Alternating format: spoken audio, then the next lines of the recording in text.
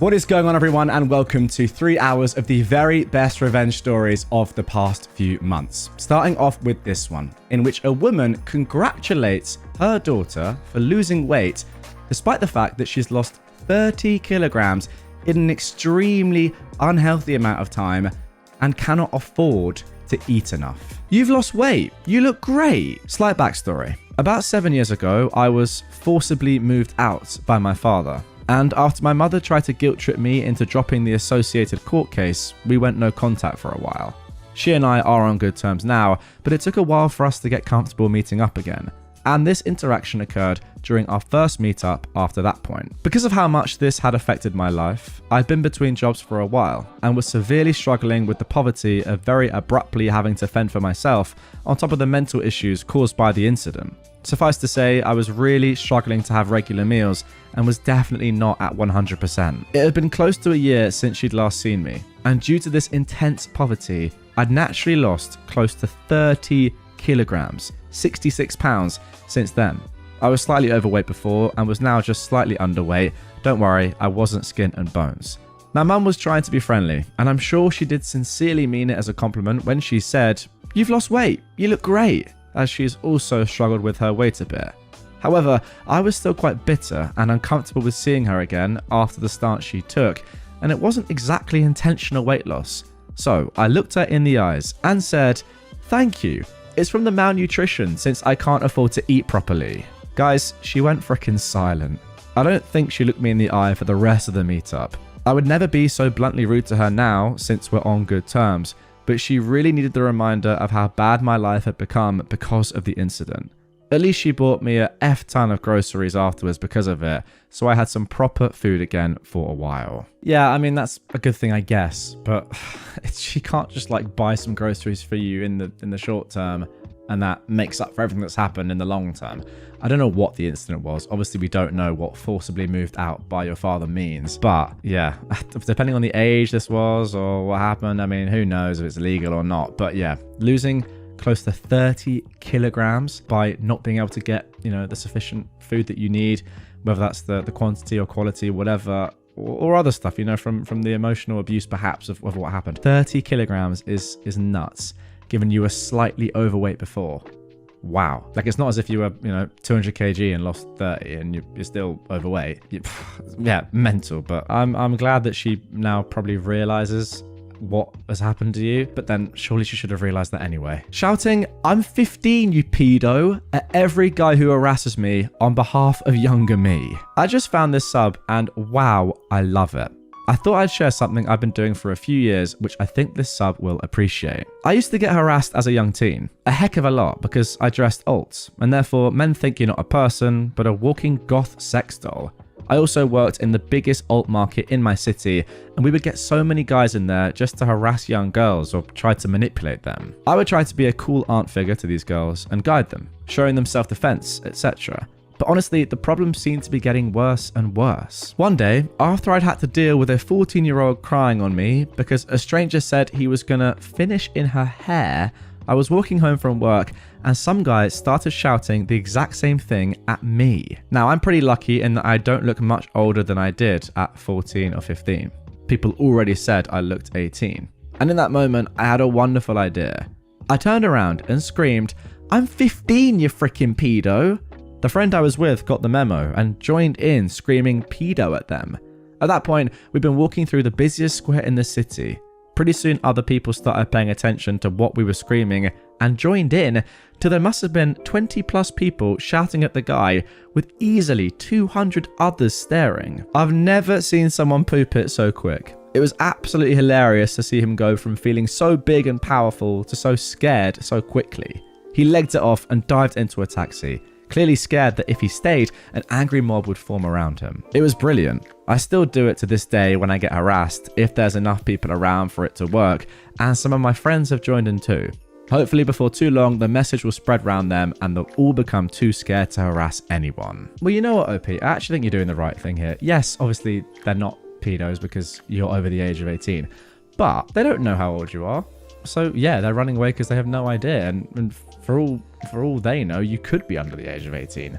And What if you were under the age of 18 but didn't say anything? You know, it'd be terrible. So yeah, again, kind of like the first story, you've stopped this person from doing this again in the future. So yes, although you're telling a white lie, it's for the good of humanity. Have you ever sucked a D? There was a guy in my small animal care class back in high school who would always ask questions about my asexuality in a condescending tone. You know the ones. How do you know you're asexual if you've never had sex? Are you sure you just haven't met the one yet? How can you be dating, insert my partner's name here, without sex? So you're just fine with being a virgin forever? Almost every day while I sat with our class chickens, I was interviewed on what I do with my parts. His favourite of the questions was, how can you be so sure you're asexual if you haven't had sex? I tried to explain to him multiple times that I didn't need to have sex to know that I was asexual, that it's a thing you feel, or in our case, don't feel, like how someone would know how they felt about being with men versus women, or anyone in between. I used all the analogies I could think of, and he just wouldn't stop. One day, I had enough. Without thinking, I yelled, have you ever sucked a D, Mike? I've never seen any person so shocked, like he'd just been told something that would forever change his trajectory of life.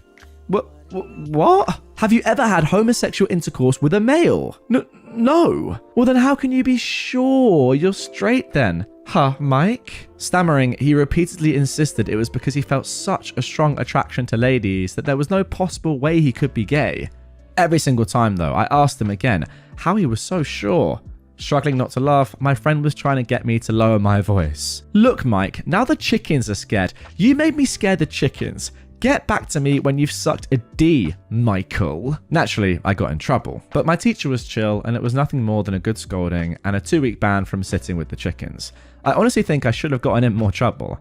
I should have controlled my temper. Well, there's no going back in time, I guess. For the remaining 2 months that we shared class together, he never asked me how I could be so confidently asexual. Maybe he learned something that day. Maybe he was scared of incurring my wrath once again. We may never know. I still haven't gotten any word that he sucked a D yet, though. All right, and here is some chicken tax up on screen right now. I don't think I've ever seen chicken tax before on Reddit, but I will say the chickens look pretty lovely, especially like the white one. Is that racist? It wasn't meant to be, and it obviously isn't, but I just think the white one looks cute. Not that the black one doesn't. Could this stay in? Yes, because it's not racist. It's just unfortunate that I've said that. There we go, guys. I hope you don't take offense to that. It's just a joke. Well, it's not a joke. I mean it. I thought the white one looks cool. Anyway, yeah, let's just move on. And now for our final traumatized them backstory. Tell the entire class about my depression while I'm in the mental hospital. Hope you don't mind me emailing the entire staff about your AA meetings. I have severe clinical depression, and I've been struggling with it for years. The teachers are always made aware of my hospital admissions, so they can be more lenient on late work after I get back, which I've never really had a problem with. Now, there was this maths teacher I had, let's call her Mrs. R. My dad is a recovering alcoholic and goes to AA regularly, which I'm very proud of him for. When he went to a parent-teacher conference with her for the first time, he told me in the car that he remembered her from AA and was surprised she got a job since she relapsed constantly. Now, I didn't care much about it since everyone has their problems and just decided to forget about him saying it. Now, I had to be hospitalized due to an unalive attempt. It was for about 3 weeks, and during that time, I was doing math work to keep up with her class. When I came back, I realized that everyone acted very off when they talked to me. I was fairly confused, so I asked one of my friends what happened when I was gone. Apparently, a kid had openly asked why I was gone for most of the year, without any repercussions, and Mrs. R decided it was appropriate to go on a rant about how I was depressed and mentally ill, and that she hated how I was coddled by the school board. She also stated that if I was her child, she would beat the depression out of me. I was royally annoyed at the fact that she did that and thought it was a good thing to do to a kid that at that point was in middle school and was being bullied left and right. In a rage, I sent a mass email to the staff, stating that she was seen in AA and how uncomfortable I felt with an alcoholic teaching me stuff. Following this, she was terminated because not even the administration knew about her addiction and thought that it wasn't safe for her to be around children. Now, just want to make sure, OP, that you saying following this she was terminated, does that mean she was shot and killed? I hope it does. I fear it doesn't, but yeah, I feel like that is the only reasonable outcome here, is that she was shot on sight. Because the things that she's doing here are a disgrace, and yeah, it's kind of weird that her school wouldn't know about her alcoholism and her alcoholic past, but maybe she just hid it. I mean, that's, I'm sure, what happened, which is crazy to be an alcoholic that isn't recovered and is still, well, relapsing constantly, according to your dad. But yeah, having that person around children is crazy. Yeah, you did the right thing once again. To be honest, it doesn't really matter that she is an alcoholic or goes to AA meetings or relapses, whatever. Like, the fact that she's disclosing this to her class, your classmates, and then saying all this stuff that she said, like, it is absolutely ridiculous. She hated how you were coddled by the school board, and that if you were her child, she would beat the depression out of you. That's absolutely insane. For that reason alone, she should obviously not be in education. Threaten my friend with revenge prawn, I'll ruin your whole dang life. My very good friend made some slightly dumb mistakes and sent some pictures to someone that she reasonably thought she could trust, but not knowing much more than his first name, his screen name, and roughly where he lived and the type of work he did. He is not in our country, but had indicated that he would be traveling for work to near us shortly, and they'd made some plans to meet. And when she got some red flags and backed out, the dude threatened to publish these pictures online.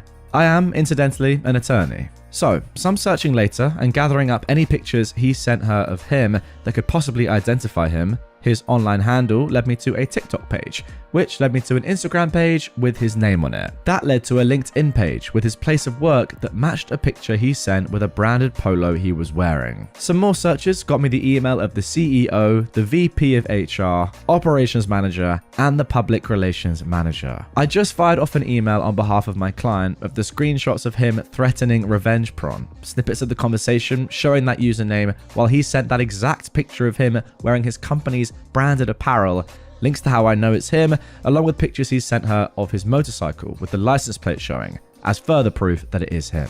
I also included screenshots of him discussing a workplace incident that were timestamped, along with pieces of dialogue discussing how he had sex with an ex at his place of work, and discussing plans to have sex with her in his office as well. I also included a picture he sent her showing his work laptop with his entire Outlook calendar, along with proprietary information, which he sent to prove he was busy, along with other pictures he took of his workplace with non-consenting employees. I further informed his employer that I will be forwarding all this information to law enforcement, and since he'd indicated that he'd be traveling to the US soon, we'll also forward this to the local office of the Federal Bureau of Investigation, as, since my client is a US citizen on US soil, these threats constituted a federal crime, so that should they continue with his employment and continue with their plans to send him to the United States for work, I will ensure, on behalf of my client, that federal law enforcement is waiting for him on arrival, which I will do as one of the assistant US attorneys for this region is a law school buddy of mine.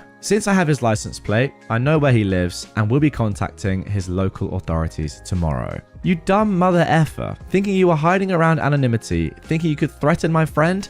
It took me 45 minutes to destroy your life. Okay, so I'm recording this on the 5th of April, 2024. What I've just read there was posted on the 4th of April in the morning, and there is an update to come, phenomenally, which was posted literally just a few hours ago at the time of recording this. Now, before we get into that, I just want to give my initial thoughts. Yeah, I mean, what else can you say really other than, you know, F around and find out? If you're going to try something like this and you're not clever and you're leaving clues and hints as to who you really are, in the modern day with technology, it's really not that hard to do a little bit of digging. I mean, yes, you've got unlucky, I guess unlucky in air quotes here, that the person that you're doing this to has a friend who's a good lawyer.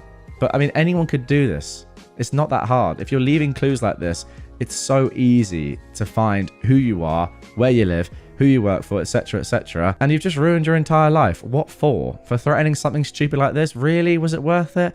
Obviously not. I mean, you deserve it. Absolutely, but you're just so dumb. Then again, he's probably not expecting this sort of level. I would love to see his face as he realizes this unravels. I mean, we're going to get into the update right now to see what happens next, but my word, imagine this. You send off a threat online, think nothing of it, think, oh, I'm so clever and anonymous here and I'm going to get what I want. And then the following happens. Let's get into the update. Okay, now let's get into the update of that one, posted just 22 hours ago at the time of recording. Like I said in the intro, this is a very fresh story. So, barely 12 hours later, this happened. Before I get into the update though, I want to clarify a few things from my original post, primarily about the contact of the employer and why. Some questioned its truthfulness. While the entire story is true, some details were omitted for various reasons. There was more she and I had in our possession that did positively identify this individual. So, would a lawyer contact his employer like some stated would not be done? Well, it depends. I did not do what I did on behalf of a client who retained me. I did it as a friend to help a friend. And as her friend, who was also a labour and employment law attorney, I knew exactly how to squeeze this. And here is the thing. I was absolutely aware from the onset that the revenge prom threat would go nowhere with his employer, even if I could clearly lay out how the person with this screen name was in fact this person who works at that company. All we had were screenshots. If it was just the revenge prom threat, any employer would go, well, thank you for bringing it to our attention, but even if we accept our employee uses this screen name and we neither confirm nor deny anyone of that name works here, we have no provenance on this. This is just an alleged screenshot of an alleged conversation that could be easily edited and manipulated. Please feel free to pursue this with local authorities, and rest assured, should we be asked to, we will cooperate fully with any law enforcement inquiry, but we have no further comment at this time. Yeah, I guess that makes sense. These days it's so easy to edit absolutely anything, and I guess that's why a company couldn't really use it. And I know that's what they would say, because that's exactly what I would say. An alleged screenshot of an alleged conversation that was allegedly sent under an alleged username that's allegedly one of our employees. Whatever, dude. Call the cops if you're worried about it. We'll answer them honestly if they come to us. So no, the issue wasn't the revenge prom threat. It was the picture of the contents of the work laptop, because that can't be faked. There's no way of her or me to create a false image of the actual proprietary information on his work computer unless he sent it. There is no way for me or her to have possession of images taken of his co-workers without their consent unless he sent them. The proof here wasn't that this person broke the law, it's that he sent pictures of company employees and property which would absolutely be verifiable by their IT department that yes, this absolutely is his laptop. That's what would get him fired. So I advised my friend not to block him, to sit back and wait and not respond to anything, but let him dig himself deeper. And respond he did. Oh, and one more update, he's been fired. So with now definitive proof that the individual in the online conversation is in fact this person, we'll forward it all to the local authorities in his country, along with his license plate number. They are more than capable of getting his home address. Well, OP, fair play to you. It's one thing me saying at the end of the first post, you know, it's easy to do this now, to track people down online. It's another thing doing it legally and making sure you know exactly what you're doing and then carrying out what you want to happen so well to, as you say, yeah, completely destroy this guy's life very fairly and very justly in just what, 45 minutes. I don't really get why people need an extra explanation. I think you explained it perfectly at the start, OP. There are a few weird comments down below. Apparently people were confused. I wasn't confused. I think you explained it perfectly well, and yeah, it was just really well executed from start to finish. Definitely the most professional nuclear revenge that I've seen. Normally we get some crazy stuff that is either bordering on illegal or is just very illegal. This was nuclear because it absolutely destroyed someone's life, but it was so professionally and expertly done, it doesn't even feel nuclear, it just feels right. Okay, now let's move on to our next story of nuclear revenge. How about this for a title? Didn't really want to post on this account, but it's the only one that met the karma requirements. Not too much given away there. Let's go. Okay, bear with me, I'm dyslexic and struggle with writing. Me and my girlfriend moved up to a remote little town a year ago. It's so peaceful and amazing, best decision of our lives. We were looking at places to buy and we came across a house that was pretty bad. The foundation was collapsing, the roof was collapsing, there was a rodent problem, but it was on 10 acres or something close to that, a beautiful plot of land.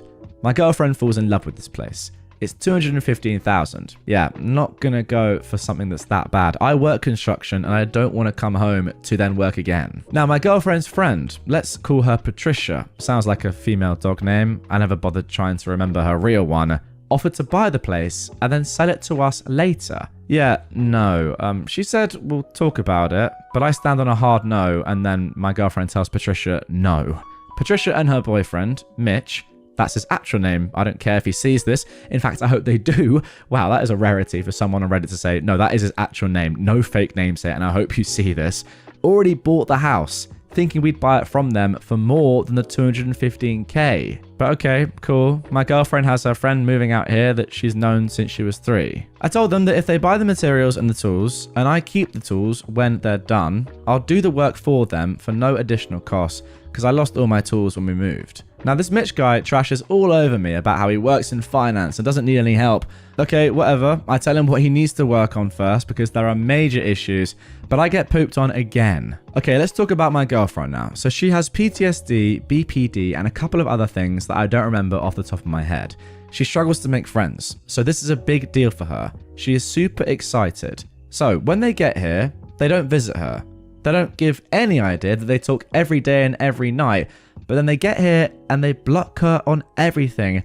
It absolutely destroys her because she doesn't understand what she did wrong. Now, they were upset and were cussing her out because she apparently tricked them into buying the place. She didn't. I told them not to because I was never going to say yes. Now, fast forward a year or so. They're on Facebook complaining about all the issues that I pointed out were issues they'd need to fix. So this actual crackhead Mitch is cussing us out. Now, I am just tired of this at this point. So I call the city and pretty much rat them out. I say they have plumbing issues, electrical issues, the roof and the floor is caving in, support issues, rodent problem, all of which can get it condemned. So guess what happened? I made a complaint and got it condemned. Then I went to his place of work and filed a report with corporate about his drug issues because he's a financial advisor at a bank and I don't think he should be anywhere near anyone else's money. I hope they enjoy $215,000 worth of debt with no job and nowhere to stay because I'm done getting cussed out and having them drag my girlfriend's name through the mud because they thought they could jack up the price and sell it to us. Damn, what great friends they must be, trying to buy a house for you, but in reality, just charge you more than the original price of the house. Terrible people. What I hope is that when the bank gets hold of this house, repossesses it, that they kind of, I don't know, look to resell it to somebody like you for less than the original price. I think what you then probably have to do is just knock it all down and start again. It sounds like there are so many issues here that aren't even worth bothering with. So maybe you'd have to do that, and it probably would be a lot of work. If you can make it work and the price is not too expensive, it does sound like it's a beautiful property, and I feel like you've gone through enough now to warrant that level of extra effort if you can be bothered. But yeah, as for the story, just from what I've read, all I can say is that they're just terrible people. Imagine that, saying, oh, I can't wait to move to your town. It's going to be so fun. We're talking every night, like so excited to come down, spend loads of time together. And also, like, I'm doing you such a favor by buying this house for you. We'll be in it for a short time. Then look, we'll sell it to you for a cheaper price. Just we'll make sure it's ready for you and no one else gets it. Then just blocking them and saying, oh, actually, you can't have the house. And also, why did you force us to buy it? Great friends right there. Not going to pay me overtime? Think again. I was discussing this sub with a good friend, and he said, boy, have I got a story that will fit. Now, it wasn't his story, but his brother's, and I sat with him and got the details. Buckle up, it's a good one and a long one. Let's call him Bob. Bob has been fiddling with computers since he was a kid, and knows them pretty well. As with most IT people, he's moved from job to job. The employee he worked for was a service/distribution company, and there were 2 IT employees. The company was located in Ontario, Canada. About 3 years ago, Bob's employer decided to modernize their software. They had separate programs for dispatching, for inventory, for payroll and finances, and it was complicated moving information from one program to the other. They decided to get an ERP, Enterprise Resource Planning program, and Bob recommended one that he knew inside out from a previous employer. For those of you who don't know, an ERP program handles everything. Purchase orders, sales, inventory, personnel, vendors, customers, all of it. You can run a report and find out which customer has bought the most part ABC in the last year, which salesman has improved his numbers the most, which vendor has the fastest delivery time, which shipper packed the most orders. Everyone in the company used the ERP program, but it was very complicated, and they used the aspects of it that related to their position. For example, the receiver would accept a shipment, verify the quantity, confirm it was received, and the inventory stats would be available to the salespeople if they wanted to look up how many were on hand. The receiver didn't care what the price was, or who the vendor was, he just did his job. Now, Bob was run ragged during the implementation process, but he managed to train most of the employees on their aspects, and after a few months, everything was running fairly smoothly. Bob still got tickets for tweaks in the operation of the software and occasional hardware IT issues. Then the company decided to expand their footprint and was marketing into different time zones. That messed things up. Atlantic Canada is 90 minutes early, so if someone sent an email or an order at 8 AM their time, it would arrive at 6:30 AM Ontario time. Pacific Canada is 3 hours late, so an email sent at 3 PM Vancouver time would arrive at 6 PM. This stretched out the day, so many staff came in early and worked late. Bob would arrive at 8 AM, and there'd be people that demanded his immediate assistance and were annoyed that he didn't respond instantly even though their request was submitted before his start time. Same with later in the day. His phone would ring at dinner time with people that wanted help right now. They decided to stagger his and his IT colleague's shift times. Bob would start at 6 AM and work until 2:30, and his colleague would start at 10:30 AM and work till 7. Bob's colleague had kids and refused the shift change. The employer insisted, the colleague quit. That meant that Bob was the only person in the IT department. The employer said they'd look to hire a new IT guy, but they had trouble finding one that knew the ERP system, and they were offering well under a market value salary. Bob asked for a raise and was denied. Then he wanted overtime, and the employer told him that as an IT specialist, he was exempt from overtime laws in Ontario. Bob looked it up, and the employer was correct. This went on for some time, and he knew lots of IT people socially. They told him what the company was offering, and Bob knew that they wouldn't find another tech. Things went downhill from there. Bob would get chewed out if he missed a call or an email, no matter what time it came in. He had to train new hires in the ERP system, as well as take care of the hardware. He asked repeatedly for better compensation and was denied, so he planned to get a new job. Now, here is the revenge. Bob had access to the entirety of the ERP program. When a user signed in, the time was logged, and even if they didn't sign out, after 15 minutes it would log them out anyway. Everyone in the company was on salary, and many of them came in early and stayed late. Ontario labour laws states that even salaried workers are entitled to overtime after 44 hours a week, unless they were managers or supervisors. So Bob jumped into the program and ran a report for each employee that wasn't a manager, all the way back to when the ERP program was started. Then he reached out to an employment lawyer and got the okay to refer employees to him. Bob lined up another job, and after he left, every employee in the company got an email with an Excel sheet showing the hours they had put in past 44 hours a week. The subject line said, "You're legally entitled to overtime pay," and in the body of the email was the lawyer's name. The poop hit the fan. Almost every employee authorized the lawyer to negotiate with the company on their behalf, and the company had to pay a ton of money. All the company had to do was pay Bob for the extra work he put in. Instead, they had to pay almost everyone. Okay, great revenge, I'm not gonna lie, but my main takeaway from this, my main emotion, is just feeling bad for just all the employees in general to work for this horrible company. Bob, obviously, on the one hand, having to do not just 2 people's jobs, but more like, it seems like 5 or 6. I mean, those shift times are ridiculous, and he's the only one that knows how this all works. That is such a specialized role that he's not even being paid for properly at all. I mean, it's not even close, it sounds like. And then, all the other employees who were doing overtime, but then haven't been getting paid for it. What if Bob had never done this? They would have just done all those hours and never been given the money for them? It's ridiculous. So yeah, I mean, shout out Bob for helping out so many employees that were just being completely manipulated and just not given what they deserved. It's just sad that it had to come to that.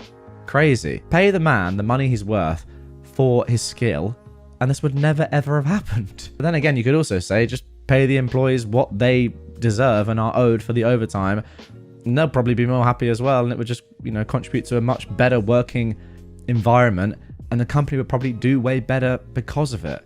I don't know. It's just a weird one. I feel like it's backwards policy from a company like this, just trying to, you know, scrimp and save money, when in reality you're expanding, you're clearly doing well. Pay your staff more and they'll pay it back to you in terms of output, and yeah, the company will just do better. I don't know.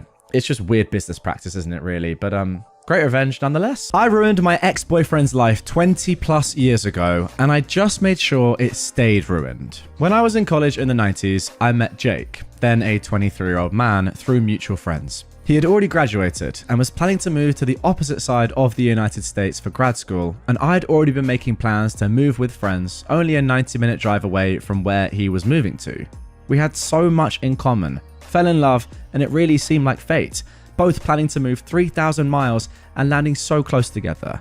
He had 2 sisters and a younger brother who were all awesome people, and I became instant friends with them as well. Because he was in school and I was working, I would usually go to him to hang out on the weekends. He was renting a house with 2 roommates, also in his program.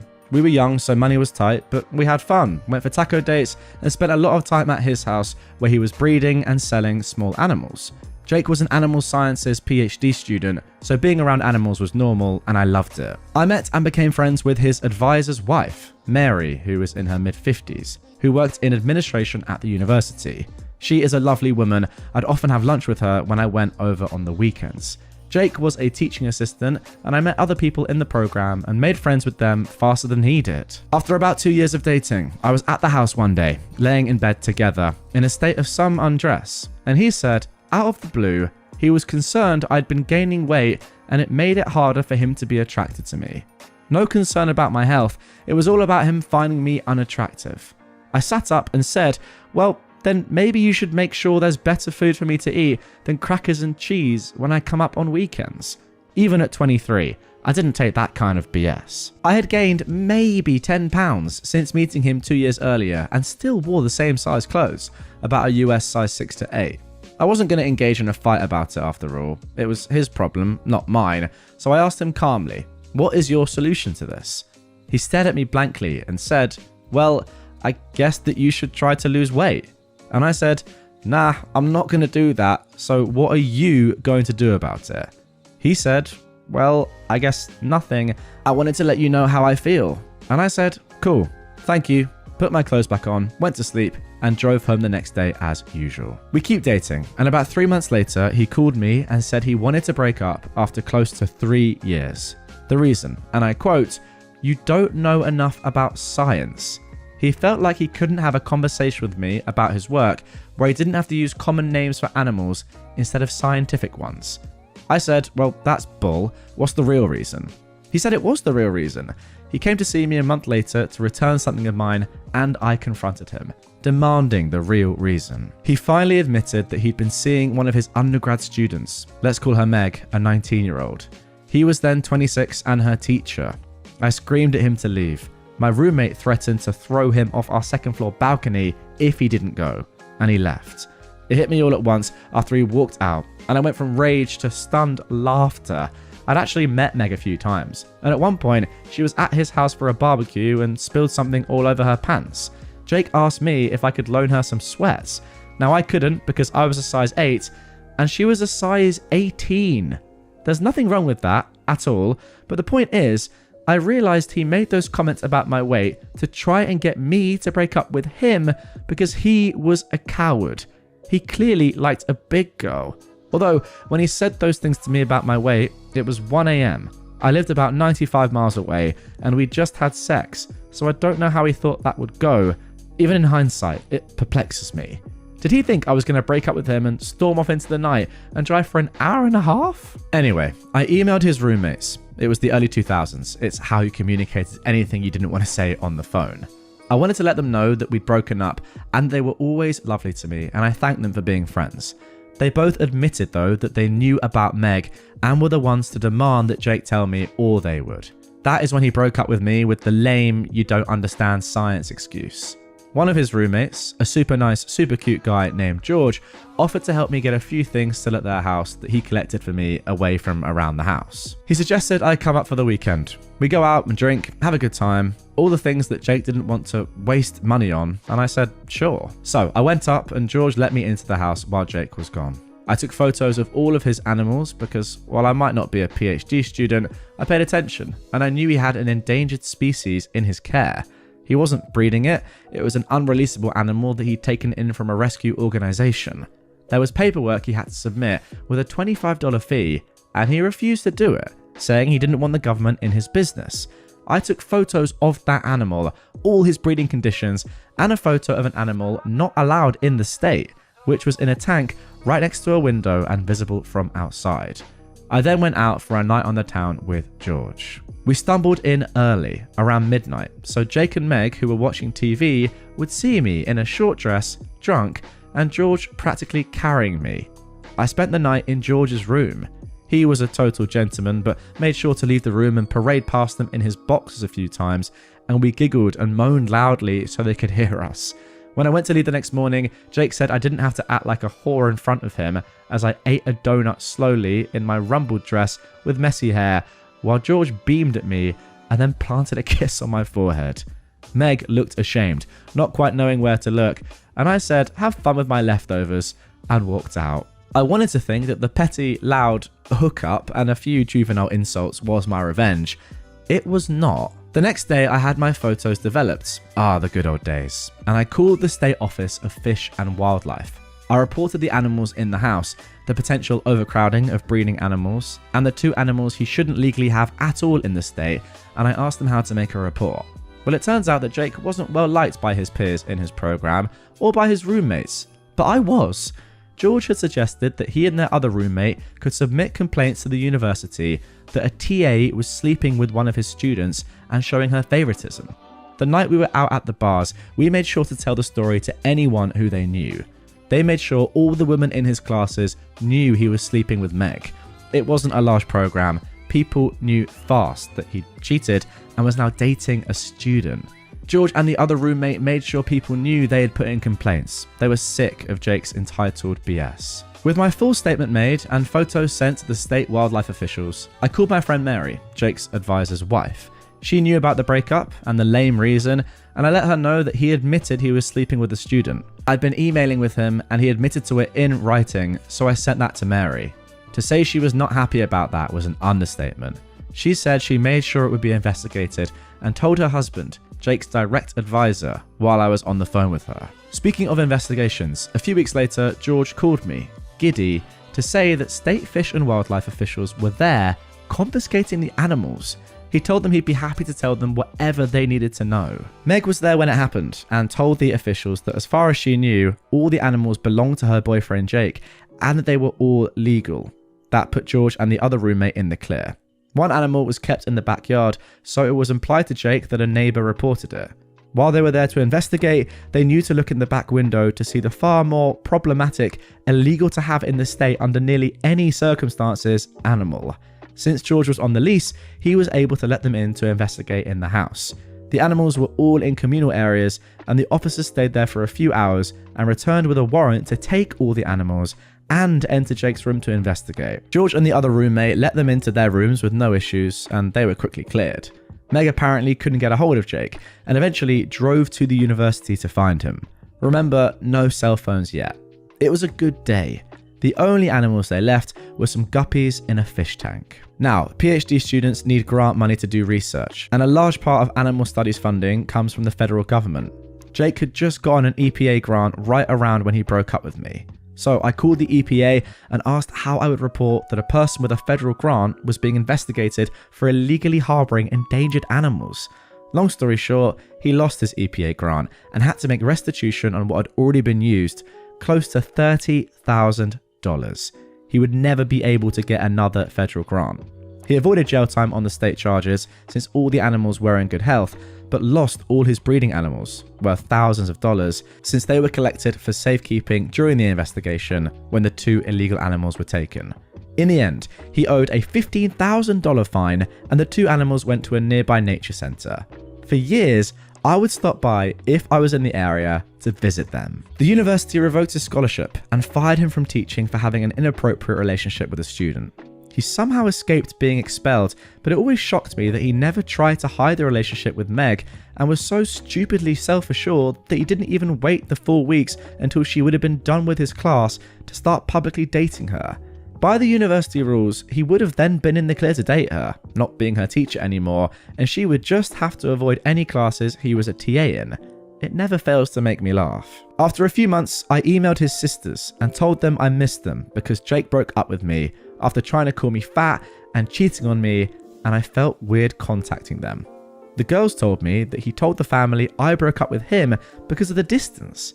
I forwarded them emails that Jake wrote after the breakup, talking about how he fell for Meg and he was sorry about it, but it was true. I couldn't keep up with him academically, and it made him attracted to Meg. Jake managed to convince his dad to pay for 1 more year of school so that he could get a master's instead of a PhD. And while I stayed in contact with his sisters and brother via email and then social media, I largely let it all go. I got even, I made some friends, Mary became like an auntie to me, and I went on with life. I went on to get a master's degree myself, and my speciality, helping scientists and doctors communicate their work to lay people. You know, us dummies who can't remember all the scientific names. I swear, it happened by accident, not design, but I love it. And I work with everyone from small town doctors and nurses, to pharmaceutical companies, to museums, to state and federal governments, to film and TV producers. I travel a lot and speak and get to learn a lot of cool things about our planet and how things work. That is amazing. I knew through his siblings that Jake and Meg got married and had 2 kids. Meg dropped out of the sciences and became an accountant.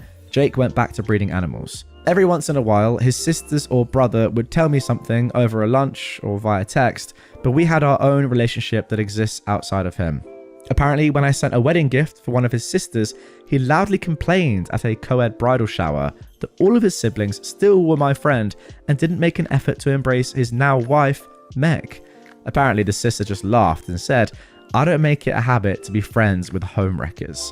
This is how Jake's parents found out how their relationship started and ours ended, truthfully, 10 years after we broke up.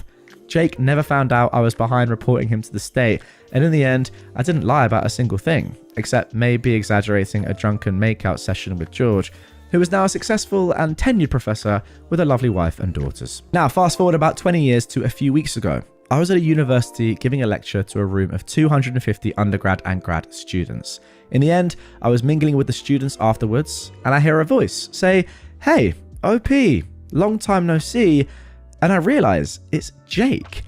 And my facial expression did not change at all. I was completely shocked, but my instinct was to play dumb. So I said, "I'm sorry, help me out. Have we met at another workshop or lecture?"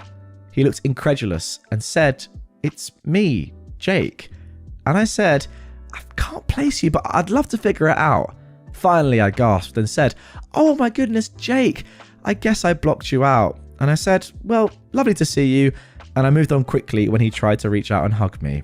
I was happy to leave it there, with the satisfaction of him seeing me as a guest lecturer in a science department of a major university when he was just in the audience. The department chair and faculty who'd invited me to speak took me out to dinner, and while there, one of them said, "So, you know Jake?" I said I did from over 20 years ago, being vague about how.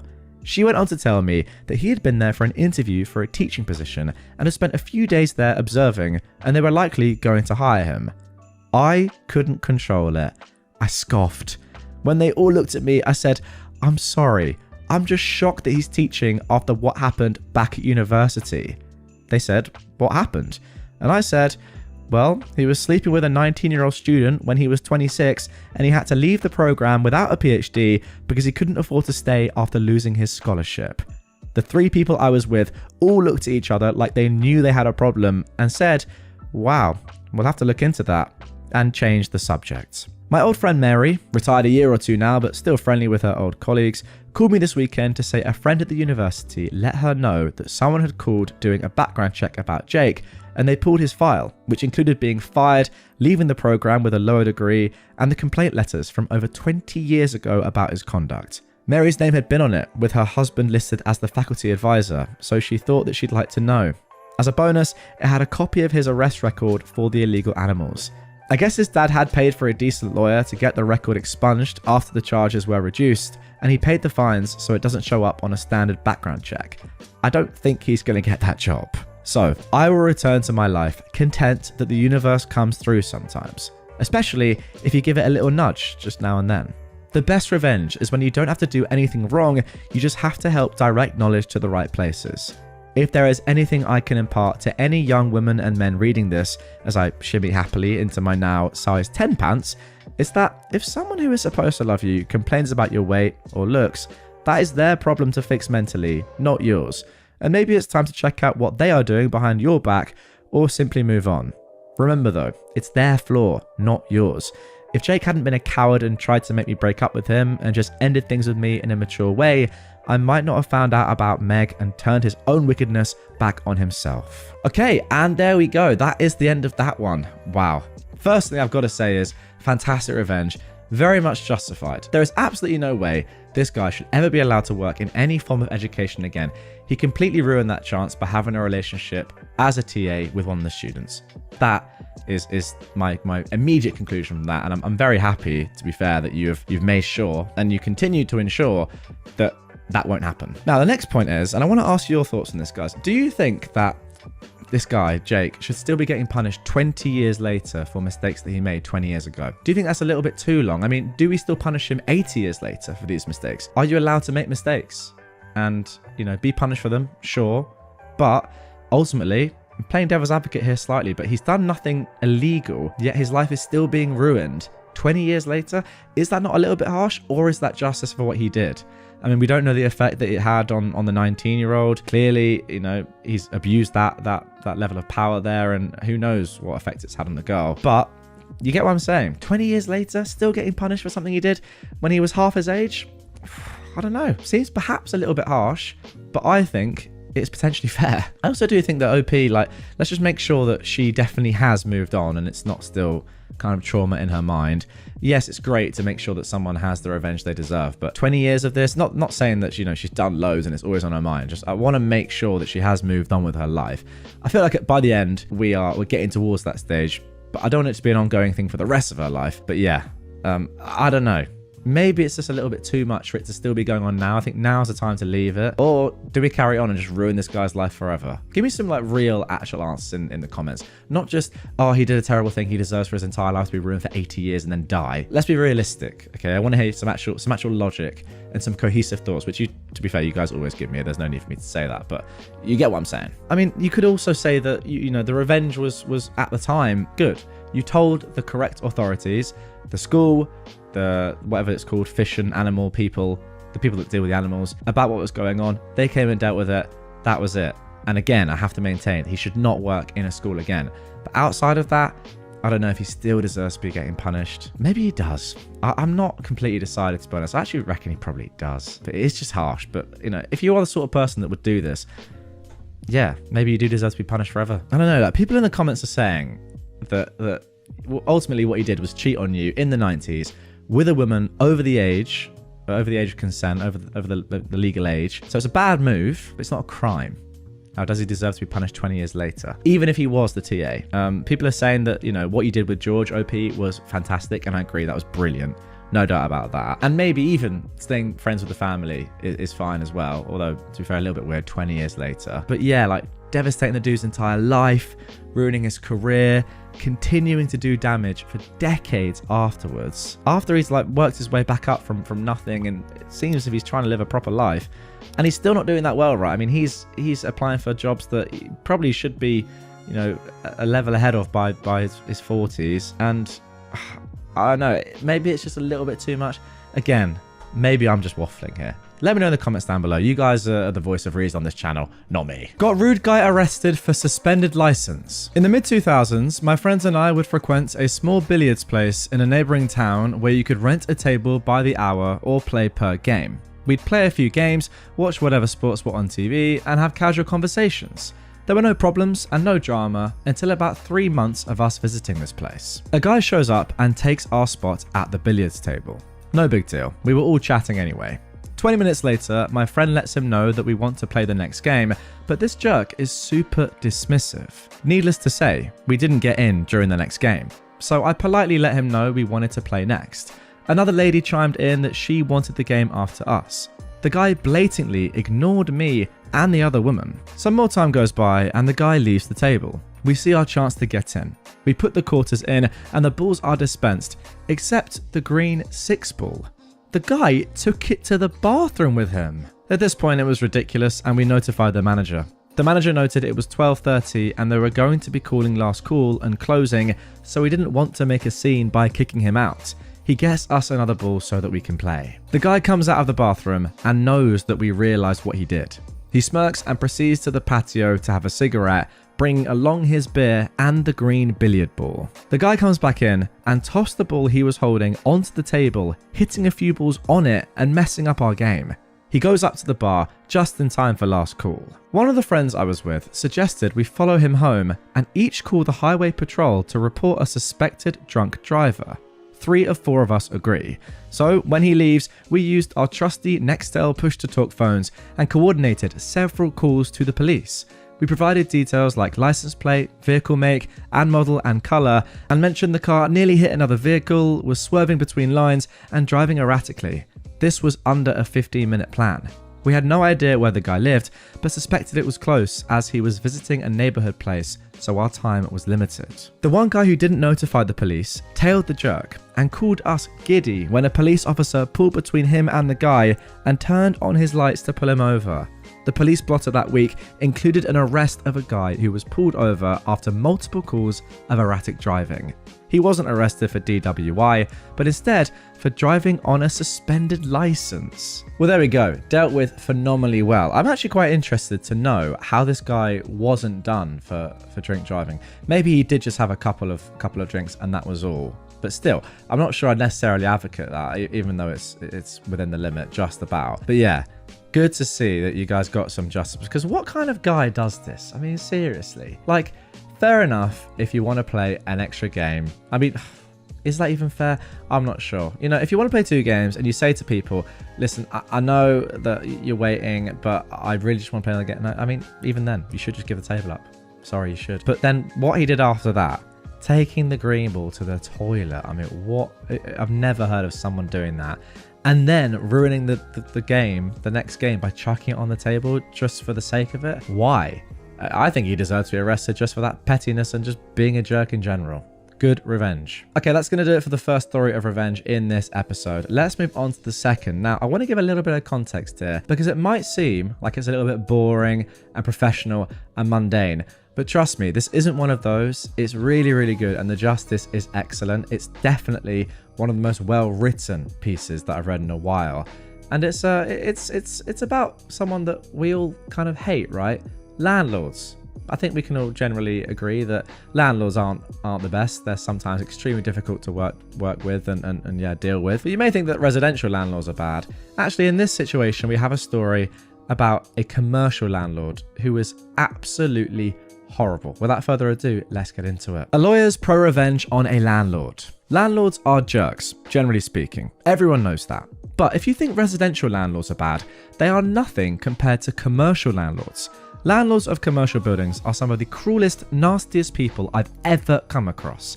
This revenge tale is about a commercial landlord and how I dealt with him. Back in the 90s, sometimes I'd go for lunch at this restaurant in the basement of our building. The place was called The Vault because it had a massive bank vault that had always been there, dating back to the days before the place was turned into a restaurant.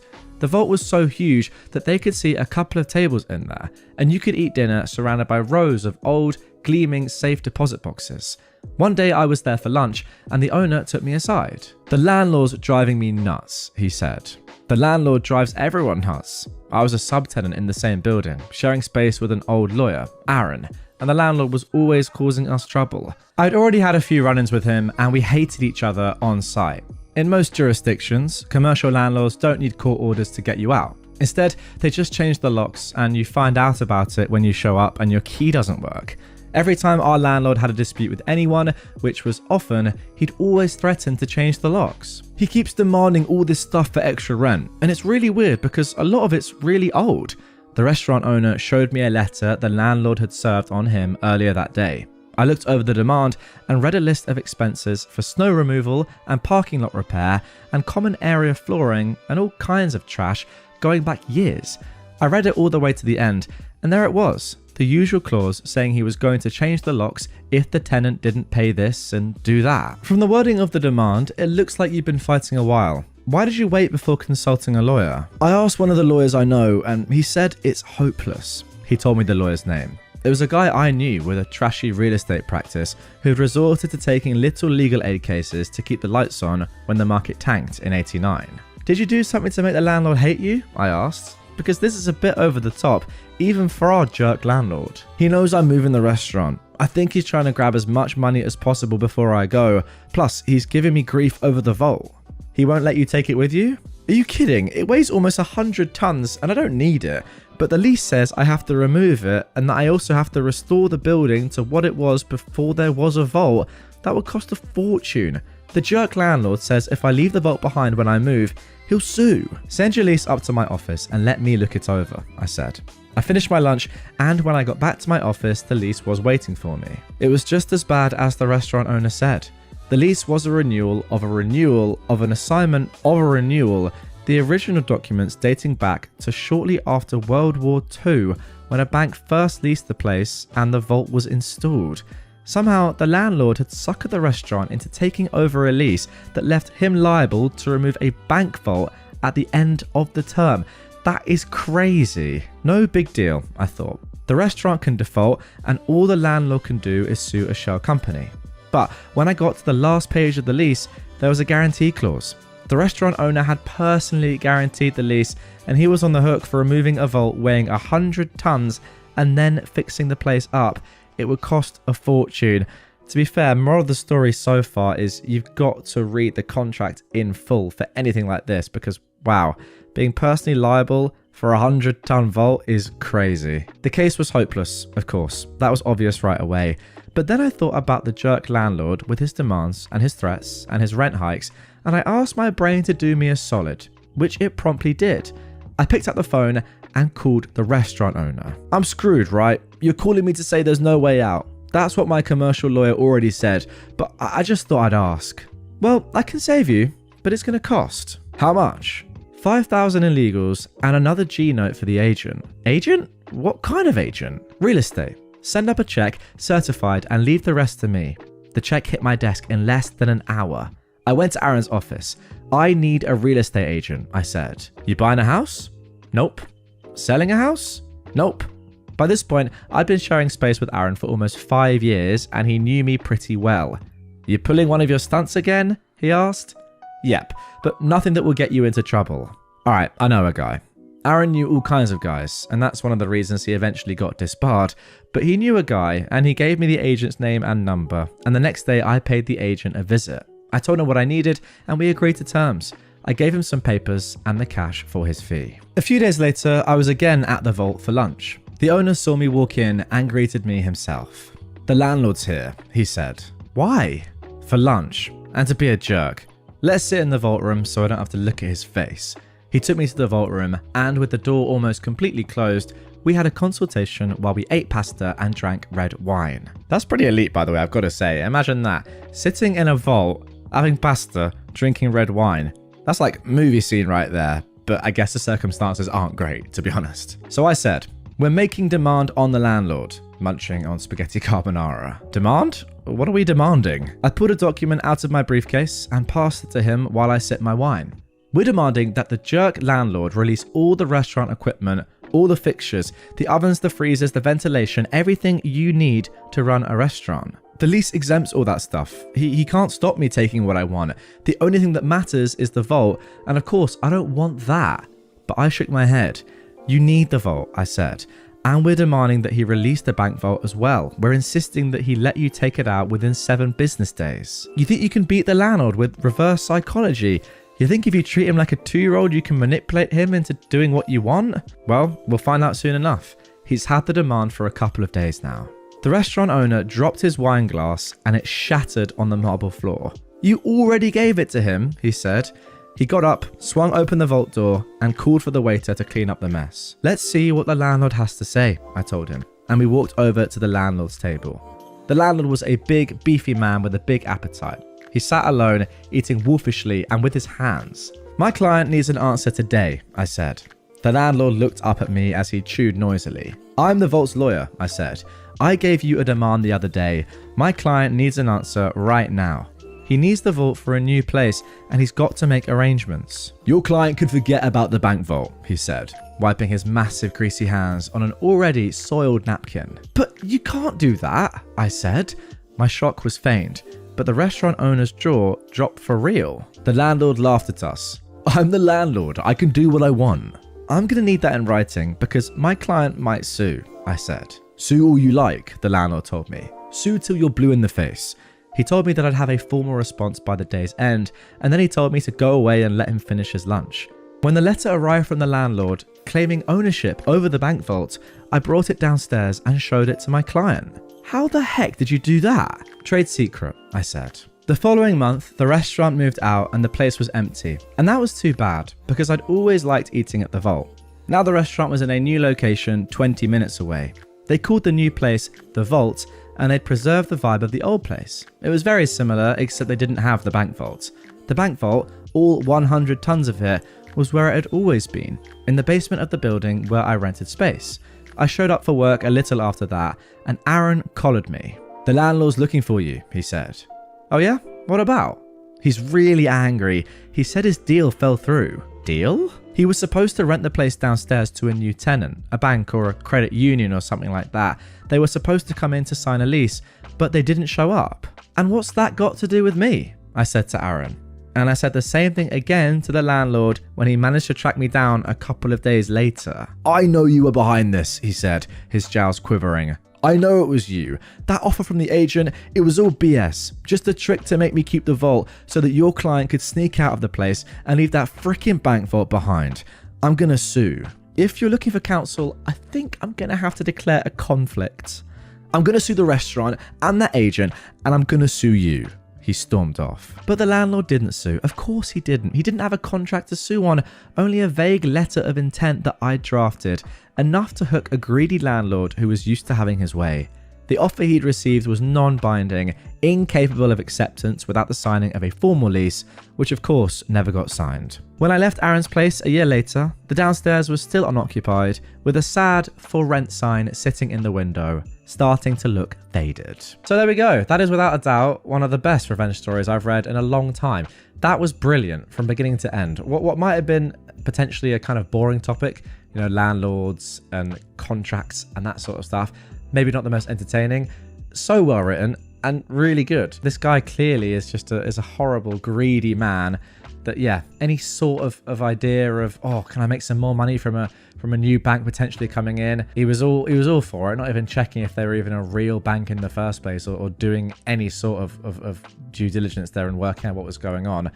Doesn't really surprise me when he's just as selfish as this, forcing somebody to take a 100-ton vault with them or he'll sue. I mean, just absolutely ridiculous. I guess this comes down to you have to leave the property in the same way it was when you first got it. But I don't know how anyone would realistically know that, first of all, there was a huge 100-ton vault. And then secondly, that you had to get rid of it when you left, because when you moved in, it was there, right? But again, as was explained in this one, going back to the Second World War and having a contract carryover from there is extremely petty. I do kind of stand by what I said, though. I do think with all these things, you've got to read literally, I was going to say word for word, but almost letter for letter.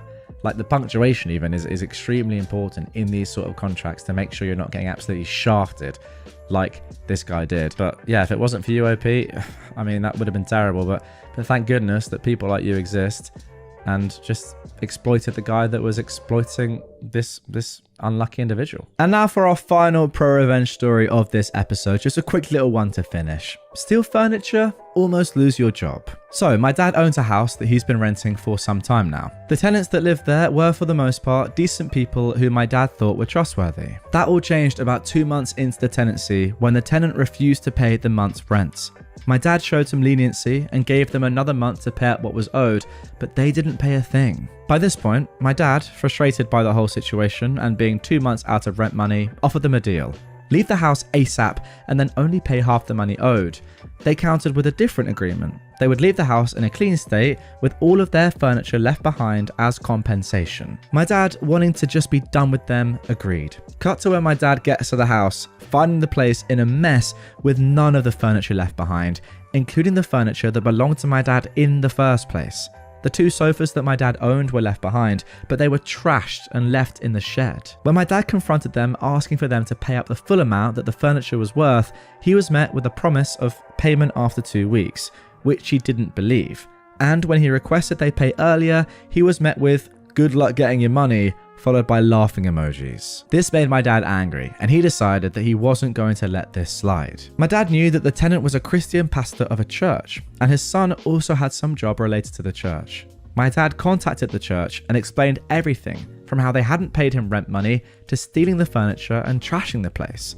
The church was somewhat interested about this behavior. The next day, my dad gets an angry phone call from the tenant's son, cursing at him, asking him what he thought he was doing, contacting the church, saying he was being unfair. My dad hung up on him, only for him to attempt to ring 10 times afterwards. From what we could piece together, the church had told the pastor that if he didn't settle things with my dad, him and his son would lose their jobs. My dad received the full amount for the furniture that same day and agreed to back off. My dad later said it was never about the money, but the way this guy treated him and his values. My dad, being a Christian himself, was disappointed. There we go, a nice little one to finish on there. I do have to say that it's embarrassing that these healthy Christian people who work for the church have this attitude. Does that not go exactly against what they're preaching? Surely it does. Like, how can they go to work each day? Like, you're a pastor, and you are going to work each day preaching, knowing that you're doing this at the same time. How can you live with yourself? I think it's kind of people like this sometimes that give not just the church, not just the Christian church, but just religion in general a bad name, when in reality it's just these horrible individuals doing things. But then you hear stories like this quite often, and you're just like, why? How can somebody be in this position and do something like this? But I guess it happens all over the world in every single sector. But yeah, normally, like, I thought that the church would usually pay for their residents, but I don't know. Maybe they weren't, or maybe they were, and these two were just pocketing that and then just using it for whatever they wanted. I will say though, shout out your dad, because he is a very, very good man. Sister wants to walk down the aisle at my wedding. We use that to our advantage. Here I am, writing this long tale on my honeymoon, but it does feel cathartic to finally type it out. And my husband is way more excited about this than the resort drinks. Anyway, this is a throwaway account because I don't have a Reddit account, and my husband, the Reddit fanatic, said he doesn't want this associated with his main. As to why the Reddit guy isn't the one writing this, it's because he said, since it's my family, I should be the one with the honor of posting the story. But he is looking over my shoulder to help out. So I think first it's necessary to give some background to explain how this behavior reached this level and why our responses were as they were. So ever since I could remember, my parents loved my sister more. I don't mean in subtle ways either. If my sister accused me of something, they'd believe it and punish me. If I accused her, they wouldn't believe it. Even if there was undeniable proof, they'd still give her a lesser punishment and try to find a way to scold me in tandem. My birthday cake had to be a flavour that she wanted. Hers did not. And my parents always denied knowing that I didn't like that type of cake. They always bought her a bit more than for me. We went to where she wanted, even if it was an event that should be about me. My sister grew up spoiled and didn't like me. She just used me as a punching bag. But at first, she mostly ignored me, and then it got really bad when we were young teens. I'm not sure what the cause and effect are, but she found herself with no friends, and her behavior got worse. Did her friends move? Did they ditch her because she was mean? I don't know, because we were never close, and my parents loved to boast about her achievements, but never ever mentioned any of her issues. Whereas with me, they loved to bring out any flaws of mine constantly as teasing material. I only knew she had none because we went to the same school, and I noticed her no longer walking around with people. So anyway, she had no friends, and I did. I actually used to be decently popular. My sister realized that, and suddenly I stopped being the occasional punching bag to a hated person that she needed to take down at all times. She started accusing me of more stuff. She accused my friends of more stuff. My parents stopped allowing me to hang out with anyone, the excuses ranging from, they're not good people according to your sister, to, why are you trying to leave us? Why can't you be like your sister and enjoy family time? What saved me from complete isolation was my extended family. Most of my family lived in the same hometown, and I got along with my cousins despite some age difference. At one gathering, they invited me over to something, I don't remember what, and I sadly replied that I'm not allowed to go anywhere. When asked why, my kid self with no filter replied that it was because I wasn't allowed to have friends since my sister didn't have any. Well, that reached the adults, who apparently tore my parents apart. Later I was scolded for lying and I was grounded, as if I had anywhere to go, for a month. But after that they allowed me some leeway, so it was worth it. And my sister changed schools. I guess the humiliation of extended family knowing her social status was bad, she demanded to be changed. And my parents immediately obliged, even though it cost them more since the school was further away. But she made friends at the new school. However, she never went back to the previous status quo of mostly ignoring me. I guess having felt the power of how badly she could screw with me and anger that I told family she had no friends, she never let me go. My life was still bad. Her friends would come over and bully me, and my parents called it light teasing.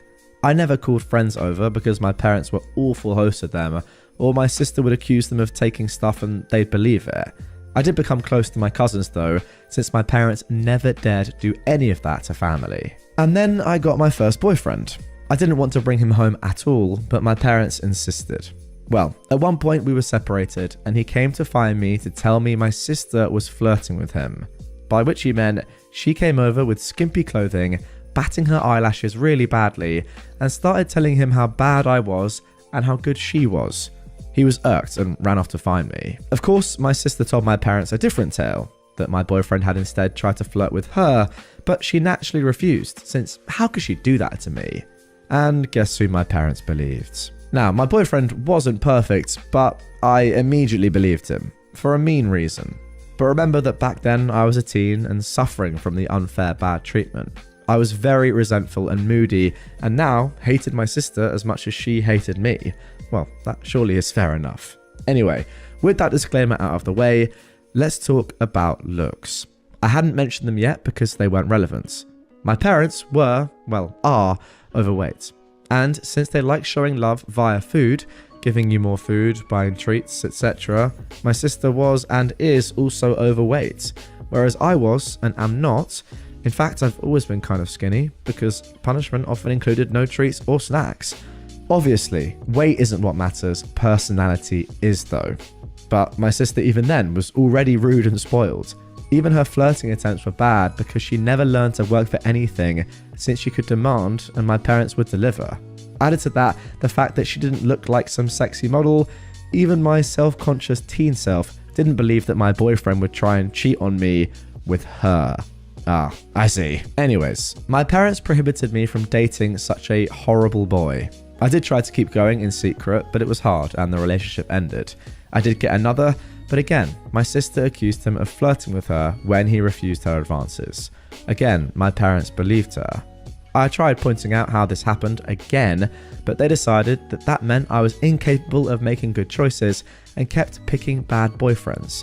The relationship couldn't handle the Romeo-Juliet situation and fizzled out again. I would eventually get called a S-word in high school, as I was fine with making out with boys and such, but refused to have relationships.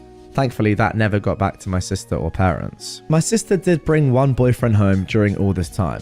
He was paraded with pride, and my parents spent every second telling me how good he was. And why couldn't I be like my sister and find myself someone like that? Until he stopped showing up, and suddenly he was a conniving, insert any swear word here, that tricked my sister. Oh well. And the unequal treatment continued at this time. She had more spending money, her curfews were much better than mine, she was free to go anywhere at any time while I couldn't. If I pointed that out, my parents would say it's because she's older. But when I reached that age, I still didn't have the same treatment she had. And when I pointed that out, they deny they ever said that or claim it was because I couldn't be trusted like she was, using my sister's accusations against my boyfriend and friends as proof of my bad judgments. Time goes by, and it's time for my sister to graduate. She was accepted into a college, not a very well regarded one, and she had no scholarship or anything. Again, because only her achievements were told to me, I don't know which colleges she even tried for, so I can't say how badly she was rejected. I do know her grades were bad in school though, because whenever she got a B, we would celebrate. I would usually get good grades, but my parents refused to celebrate, claiming since I always got them, what was there to celebrate? My parents, naturally, made a lot of fanfare and told her they'd pay for everything. I was relieved she'd be going away. Not that it made my life any easier. She'd always come home every other weekend, and somehow stuff kept missing from her room or some other issues she'd think of to make my life miserable. My curfews were still strict, etc. Eventually, my mum came to talk to me about my impending graduation. I'm only a year younger than my sister. She told me that since they were paying for my sister's college, they had no money to pay for mine.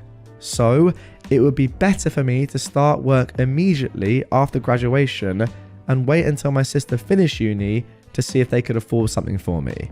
Oh, and if I decided to stay at home, I'd have to pay for all my stuff, part of the bills, and rents. I pointed out I could get student loans. Mum said yes, except no. That is, because they were so caring towards me and I had such bad judgment, they would decide if a college was worth my getting in debt or not. I'm not sure how they'd stop me from getting loans, but I didn't ask. Scholarships weren't mentioned.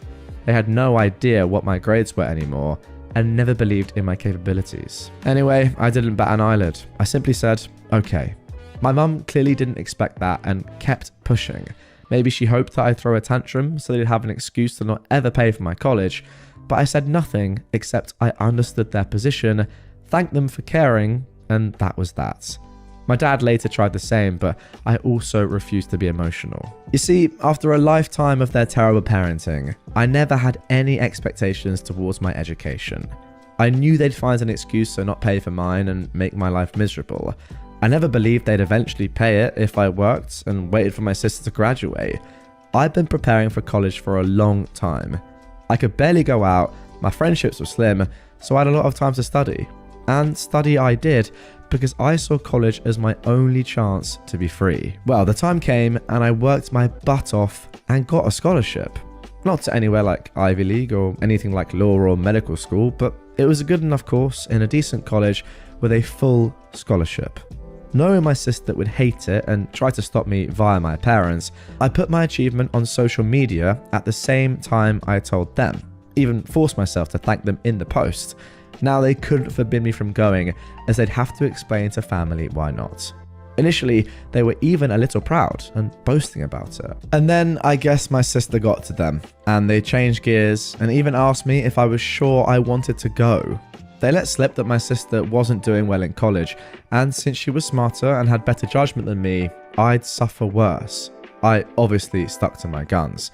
They weren't happy but couldn't do anything. College was my savior, and I started being happy. I still contacted my parents and visited on holidays and such, but since they refused to pay for anything, I could excuse not going a lot due to money.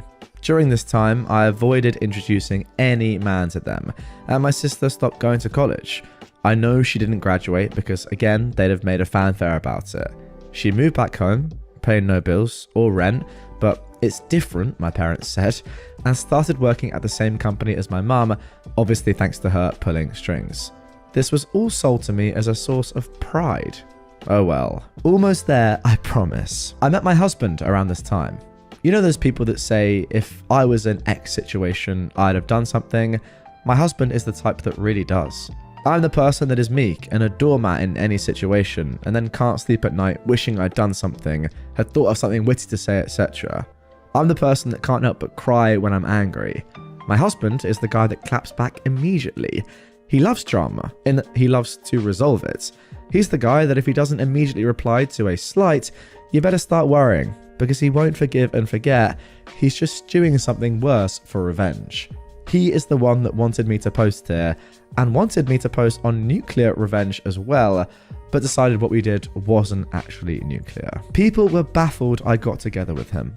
But just because I was incapable, thanks to my upbringing probably, of acting like him, it didn't mean I didn't like him. I love that my husband does what I can't, and he treats people well as long as they do the same to him. When we discussed marriage, we decided we didn't care much about the ceremony due to our budget, as we'd rather spend it on a dream trip to Europe for our honeymoon. As for where to do it, since his family was spread out and mine was still mostly concentrated in my hometown, we decided to do it there. We weren't living too far off either, so we could take some long trips during the weekends to manage stuff. Plus, there was some work flexibility, so we could stay in my hometown for a bit too, if needed. We sent out the engagement announcement and the save the date for a few months later. Well, at this point, my parents naturally demanded they meet my man. I wanted to grow a spine and refuse, but I was having a hard time. The distance had made me think that maybe my parents weren't so bad. Well, my husband looked like I cancelled Christmas when I told him I would at least ensure they were never alone with him. See, he'd been getting ready for this. He even bought a high quality recorder that he could hide in a pocket to record it all. He was stoked, thinking of all the ways he could refuse my sister's advances, insult her, and then spread the recording of her attempts to my family. So off he went alone and excited to meet them, and came back later euphoric. Babe, you won't believe the awful stuff they wanted. Babe, we can screw them over so bad. There's so many possibilities. I was confused and I wanted to hear the recording, but he, smartly, told me it was better to listen to him first or else I'd misunderstand him. Well, he went there, and instead of the flirting, my parents and my sister sat him down. After some grumbling about not being okay with him, my judgment, etc., they proclaimed they were willing to pay for my wedding. On one condition. My sister would walk down the aisle on my wedding first in a wedding dress. Their excuses were that it wasn't okay for a younger sister to marry first, so it was only fair if my sister had at least the experience of it. At my venue, with pictures being taken and the dress, and she'd have a cake later too, etc. And now guys, OP's husband takes over for a second, writing his parts. Hey, vengeful husband here. Hell hath no fury like a ProRevenge / instant karma / nuclear revenge lurker when his beloved is scorned. That said, as much as my wife, she's my wife now, paints me as this quick-witted dude, I admit my neurons all but short-circuited when those folks legit suggested that trash, like some sort of great freaking gift. Even Troy would rather take in the horse a second time, methinks. Alas, after my brain rebooted, I did have a whole catalogue of insults about to spew out, but something in my soul whispered in my ear like the devil, string these idiots along. So I said I needed to think, see how my wife, back then fiance, would react, and then ran out of there before I could give away my nefarious plans. Now back to me, the wife. So my husband sincerely recounted how my parents wanted even my wedding to be about my sister, with a grin on his face, and had the recording to prove it. I was shocked. The distance had softened how bad they treated me, and I thought even they wouldn't go this far. Thankfully, my husband insisting on the angle of revenge helped me not go to a bad headspace. We had a blast thinking up ways to screw them over this, from ridiculously outlandish to what we thought was feasible. We then called his much more level-headed brother when we decided on a plan. It involved having 2 venue addresses, giving them the wrong one, etc. Well, level-headed brother scolded us for it. While he acknowledged he would never be able to convince us from retaliation, he at least showed us something like that would be hard to pull off. Some of our other ideas were also at danger of getting sued. So we eventually settled for the most benign plan.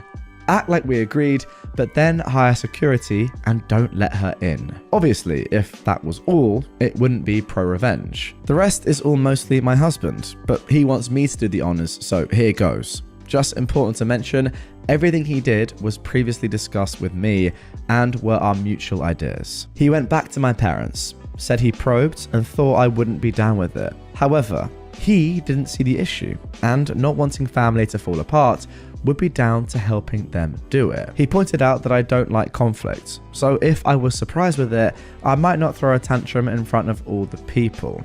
On the other hand, marriage is a big thing, so who knew if I'd lash out? Then he suggested a compromise.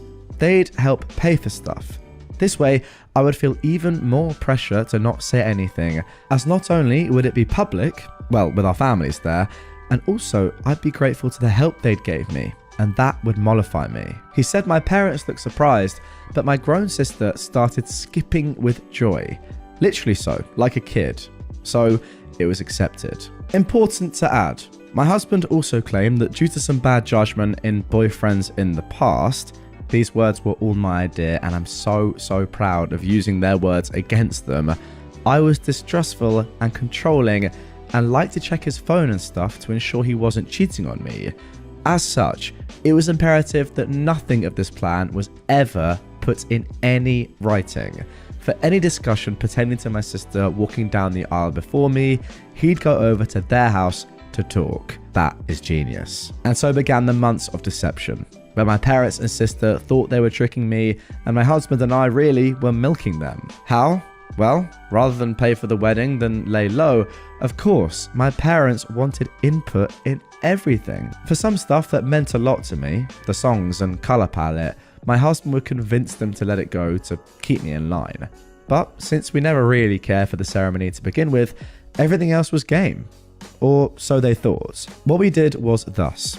We'd go, say, to check the drink and menu options. We'd then accept the lowest or second lowest priced option. My husband would then secretly take my sister there to also try it out, then sigh and say it's a pity we don't want to abuse my parents' goodwill, so we wouldn't get the best options. Cue my sister demanding my parents pay for the best. My parents would then tell me not to worry and they'd pay for the most expensive. Same was done with the photographer. For the flowers, my husband handed my sister a bouquet of the flowers we wanted, then sadly expressed how I wanted some other tasteless flowers. Cue my parents telling me they wanted us to go with said flowers and they'd pay for it. Wedding dress. We hit a minor snag here. My parents wanted me to use a hideous dress. Okay, not outright hideous, but it wasn't my style and wouldn't look that good on me. We had planned on saying yes, then simply not using it, but my mum sent me a message about it, so there'd be proof I said okay. We had to go with me refusing in text and standing my ground.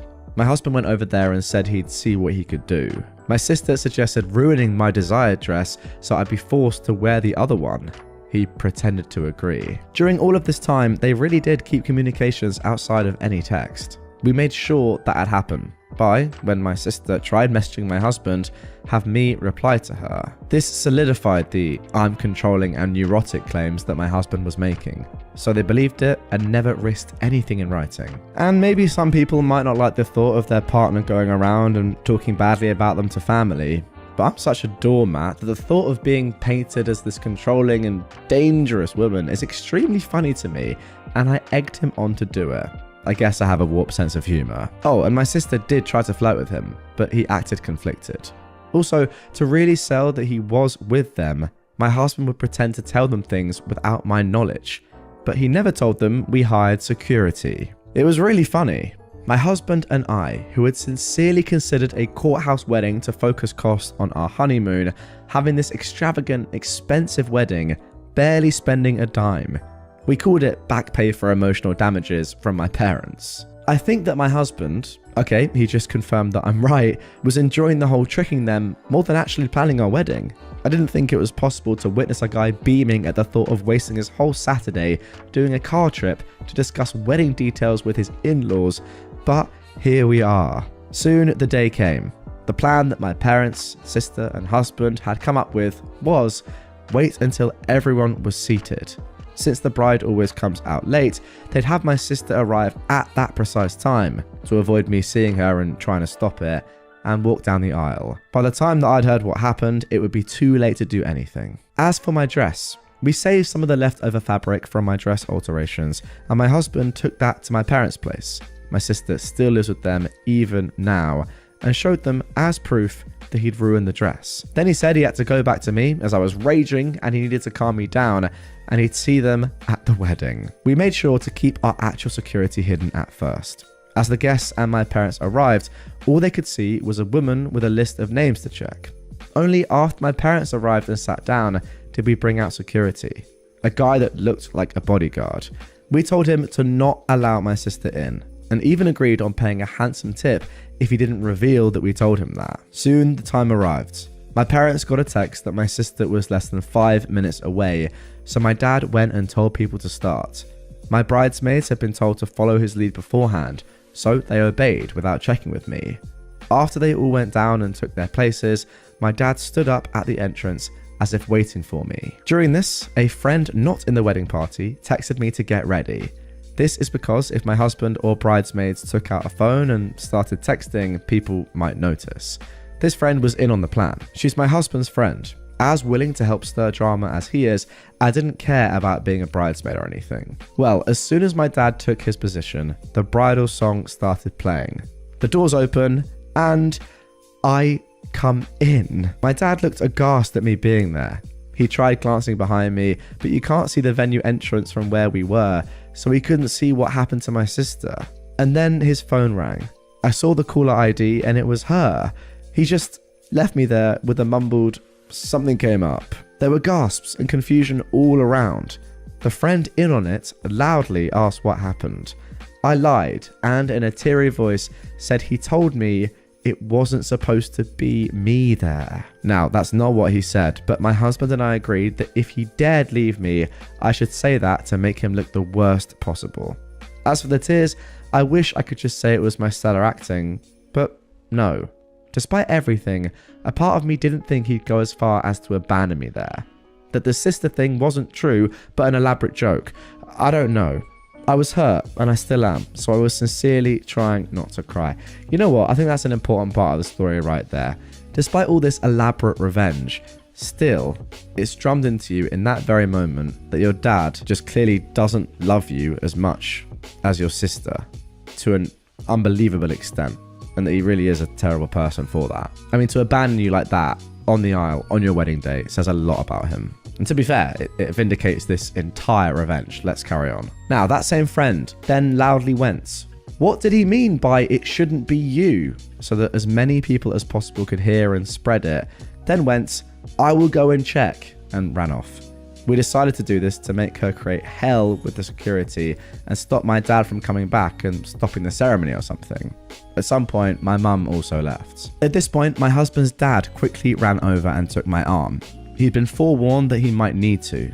Watching him run desperately to me helped me smile. I walked down the aisle to whispers as people discussed what happened. Some apparently left to check too. When I reached my husband though, all was well. He made me feel better, joking my sad face was so real that I deserved an Oscar, and don't worry, he'd rake them over the coals for what they did. We got married without a hitch. My parents didn't come back. I did notice a lot of people leaving, then coming back during the party, but nobody dared tell me what was happening. Someone did come and whisper in my husband's ear, and he went out. He came back after a while, with a thunderous expression, but whispered in my ear that he needed to go and hide somewhere before he broke character and started smiling. Well, what happened is, it worked. The following is the summed account from friends, family, the security guy, and my husband that I received afterwards. My sister did arrive in a wedding dress. The security refused to let her in. Per our agreement, he claimed she must be in the wrong venue because there was already a bride. And yes, we tipped him really well as promised.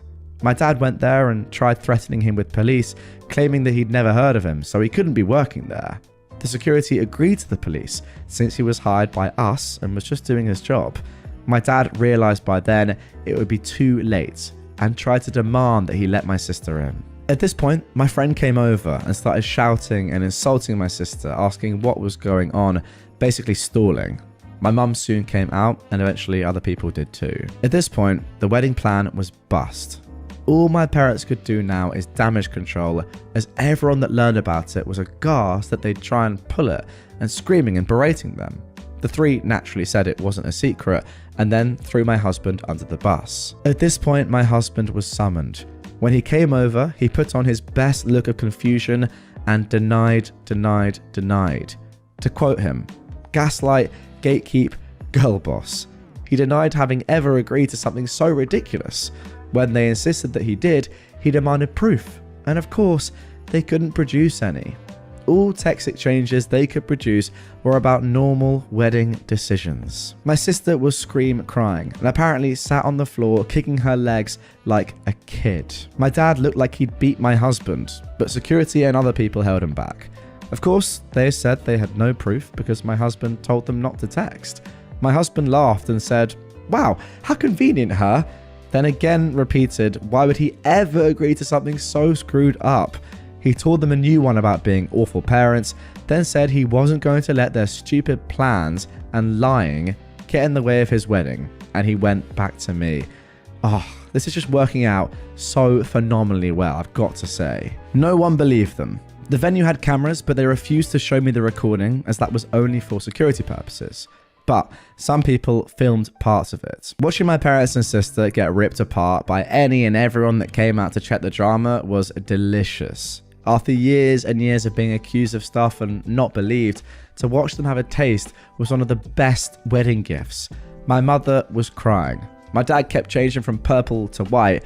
My sister was still on the floor, crying and screaming. They kept insisting that my husband was in on it, but people kept asking, why would my husband agree? Why was there no proof? Why do they want my sister to do this at my wedding? And of course, they had no good answer to any of it. Eventually, they were told to leave and had no choice but to do so. My dad apparently had to drag my sister up as she refused to leave the ground. Again, people said nothing to me all night. I guess they wanted to spare me. And maybe it's because I was the bride and not just a guest for once, but it did feel like everyone was making extra effort to be nice, positive, and excited about everything. My husband says all the expensive stuff they were eating and drinking certainly helps. We had a blast. My husband maintained the forced angry face for only a short while before breaking out in smiles again. After that, we went to the hotel to catch some sleep before going on our honeymoon. Speaking of which, my parents did try to pay for our plane tickets, but we thought that was risky, as they could then try and cancel them or something, so we refused. Yeah, that's pretty sensible, I'd say. And also, I feel like you've rinsed them for enough at this point. Of course, since that whole thing, the three have tried to contact me. I've refused calls because my husband insisted on keeping a paper trail. Smart thing, my sister did eventually message me. I won't repeat it, as it was very unhinged and didn't make much sense. But the important part was that she blamed me for her humiliation, called my husband a two-faced snake that fooled them for months. He wants to print that out and put it on our wall, and hoped, but was also certain it would happen, that I'd get cheated on by him. She did also suggest that he was cheating on me with her, actually. What a thing to say. My husband took my phone, screenshotted the call logs, screenshotted my sister's message, screenshotted some messages of my parents demanding I pick up the phone, and sent it all to my family group chat. And sent screenshots of messages to him where they called him names and threatened him. But he kept up the "you're delusional, I never agreed to anything" shtick, and even threatened to sue them for defamation and harassment. He wrote a message in said group chat, begging my family for help, as I was now being harassed by them constantly. He begged extended family to help stop them from trying to ruin my honeymoon now that they'd failed to ruin my wedding. Then finished neatly with a request that they don't share our locations to avoid my parents sending my sister over, and then claiming he had somehow agreed to pretend to F her in our honeymoon suite. Wow. My family assured him they'd take care of it. And indeed, since then, we've had silence. My husband is a little disappointed that my sister didn't disobey, so he could tattle again while tearing her a new butthole. We'll see if it will last. All in all, while I obviously would have preferred to have a normal, loving family at my wedding, at least for once in my life, they not only failed to ruin something meaningful to me, but I got them back. Wow, just phenomenal. I mean, what an unbelievable story. A truly wonderful plan that has just paid off so well. I mean, even in your deepest desires and thoughts as to how this could come off, you know, what could eventually happen, what could potentially go wrong, you simply cannot have thought it would have gone as well as it did there. That is genius, so well deserved, and yeah, what a piece of revenge. I think your point at the end, though, is very valid, OP. Obviously, nobody would ever want this, but given the situation and given how terrible your immediate family clearly is, this is the best solution. It really is. Having no evidence there at all to prove what you and your husband did, having the majority of your wedding paid for and having it be really nice is just phenomenal. And yeah, overall, you've made the best out of what is a bad situation, but that was already a given. You were born with your horrible family, nothing you can do about that. So yeah, might as well make this situation just great. So good. I mean, guys, get in the comments down below, or actually, if you're on Spotify, get in the Q&A section as well. You can still comment on Spotify. Do you think that was one of the best pieces of revenge, the most well thought out pieces of revenge that we've ever seen? I think it's got to be up there, surely. Absolutely loved it. Phenomenal stuff. I know I've said phenomenal a lot, but it really was, and now I'm saying phenomenal. That's how phenomenal it really is. Nurse said I was squeamish because I hadn't had children yet. I traumatized her by telling her about the illegal medical testing I endured as a child. This happened a couple of weeks ago. My fertility doctor ordered some blood tests for me. I am a 34-year-old woman, and I went to my local healthcare clinic to get them done. I have trypanophobia, a fear of needles, which I disclosed to the nurse who'd be taking my blood. I always need to warn them because I can handle myself okay for around 10 minutes or so, but if the blood draw takes too long, I'm likely to vomit and/or faint. I once very embarrassingly threw up on the nurse's shoes. The nurse looks at me like they don't believe me and asks if I have children. I say no. Keep in mind that the labels for my blood tests have the word infertility in big bold letters, but whatever. The nurse goes on about how I won't be this squeamish once I have kids. I'm pretty annoyed at this point, as I can already feel a bit woozy. So I say very coldly, I didn't used to be squeamish about needles as a kid, which is why the doctors in my home country volunteered me for medical testing and training. My parents got paid while I was used as a human pincushion for medical trainees. I specifically remember the day they taught students how to draw blood from my neck. The nurse turned white and proceeded to wordlessly draw the blood. Because they took so long, I ended up throwing up, which they had to clean up. Maybe next time they'll learn to listen to their patients. Wow, what a start to this subreddit. I mean, this nurse is going on about you having children when your chart has literally specified that you're infertile. Absolutely insane. I mean, to be fair, I'm appalled that they're judging you in any way at all. You're a nurse. Surely you shouldn't judge someone's health issues. That's ridiculous. But great revenge. And I hope that cleanup took a long time because they deserved it. So there we go. If you didn't already know, that is r/traumatize them back. But I've got a lot more posts to come in this one. Let's get into the second. Karen said, boys will be boys. So I return the favor. More than 20 years ago, when me and my sisters were still in elementary, our mum took us to a shopping mall for clothes and groceries. A major supermarket was attached to the mall. After everything was over, we stopped by the bookstore where us kids picked whatever books we wanted while she was picking educational books for both of us. The bookstore was also selling some physical discs for various softwares, including games. While both of us were looking into the games we wanted, a little boy of our age came next to us, opened up one of the discs, and poked my sister in the eye. My sister immediately started to cry her eyes out, and my mum rushed over to see what was happening. She scolded the little boy after hearing what happened, to which he got upset and went to grab his Karen of a mother. Karen comes over and demands to know who yelled at her son. The two ladies began to get into a shouting match. My mum argued the kids had no reason to hurt my sister like that and should be taught better. But Karen argued, boys will be boys, and that he doesn't know any better. She asked my mum, why are you overreacting? I decided enough was enough. I did a frontal kick on the kid as hard as I can, making him fall on his butt. I saw there was a nice footprint imprinted on his shirt. He began to let out the most annoying cry I've ever heard. The Karen quickly rushed over to her little turd and began shouting at me. I looked her in the eye and said, boys will be boys. Why are you overreacting? She tried to argue more, but her friend, or maybe her sister, held her back and ushered her out of the store. We went to get burgers and fries afterwards, but my mum also lectured me about how violence isn't the answer. Me being a little sprouty elementary kid didn't care and rode that hype train for weeks. You know what? I actually disagree with your mum. Sometimes I feel like violence has to be the answer, otherwise people don't learn lessons, right? And take that with a lot of context, and the vast majority of the time, it's not the right thing to do. But I feel like once in a blue moon, sometimes it has to be done. Otherwise, no one's ever going to learn. Like, there are very few cases, very few, where violence should be the first response. Very few. But in a situation like this, where this woman is so oblivious to how heinous her children are being, spouting terrible excuses like boys will be boys. And yeah, I can imagine that this thing will continue to happen again and again because her kids aren't being parented correctly. They're not learning what's right and wrong. Perhaps this flying kick, which, let's be honest, probably didn't hurt that much, will actually sort her kids out and will stop them from doing stuff like this in the future. Like, it's educational. If a flying kick could ever be educational, this is it. I didn't look pretty enough 4 hours after my mum died. This happened a really long time ago now, but I've never seen anyone run away from a situation quite so quickly, and sometimes I do wonder what the guy thought, or if he learned his lesson. So my mum had been terminal and was in hospice care in our home. We knew time was limited. However, when I'm upset, the first thing to go to hell is my sleep schedule. I slept 2 hours that night, and I hadn't been getting much more sleep than that for the few weeks preceding this.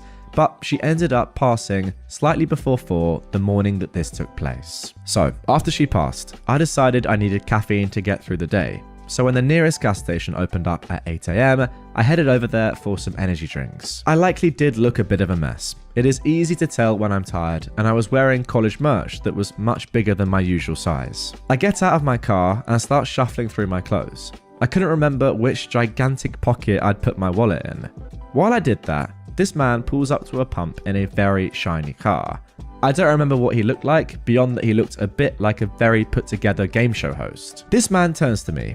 He was 20 feet away, so this was all said loudly, and says, "It's a shame someone so pretty can't improve everyone's day with a smile." I burst out crying, ugly crying, with the sobbing mouthing and shaking. I just went from standing there hoping I hadn't left my wallet at home to bawling in a mostly empty parking lot.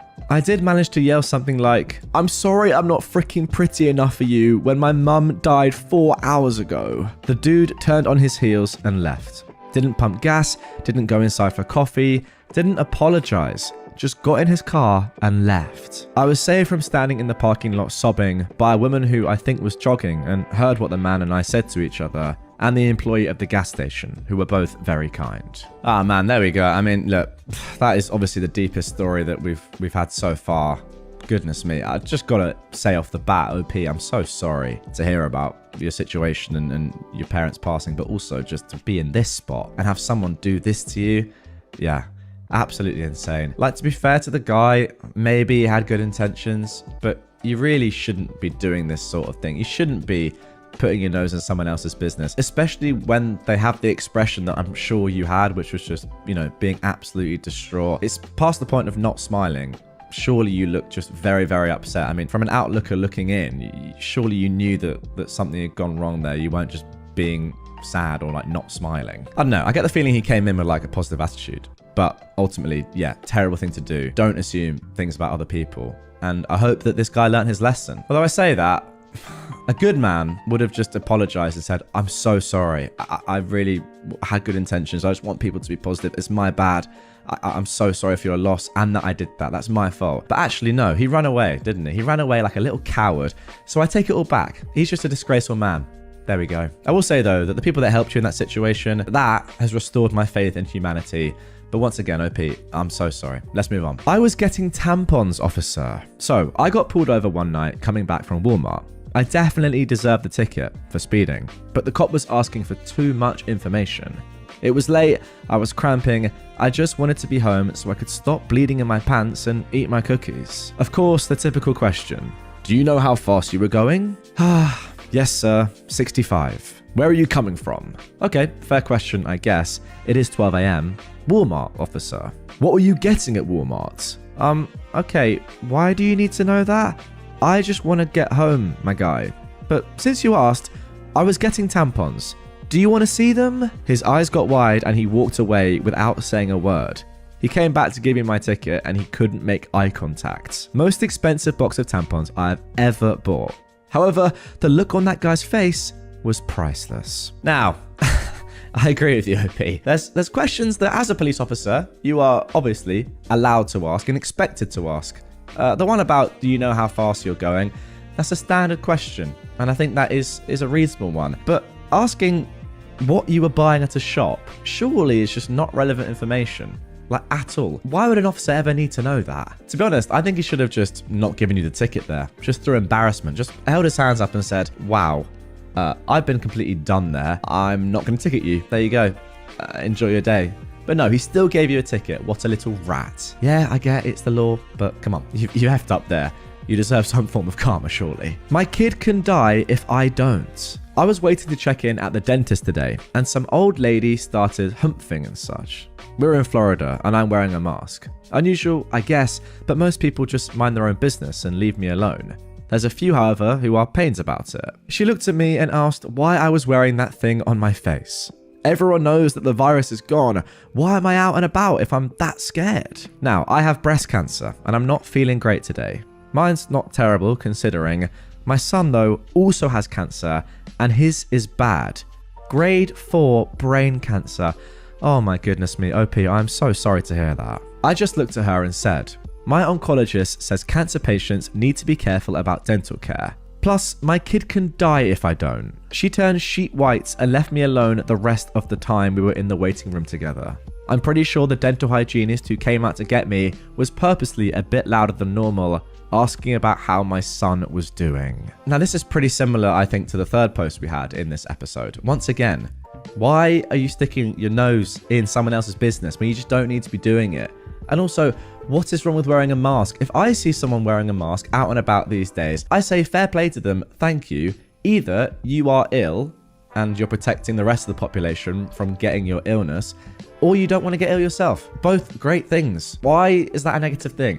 Oh, COVID is done now? Well, first of all, it isn't. Like, my granny had COVID a couple of weeks ago, and the only reason she didn't have it that badly is because she's still getting vaccinated.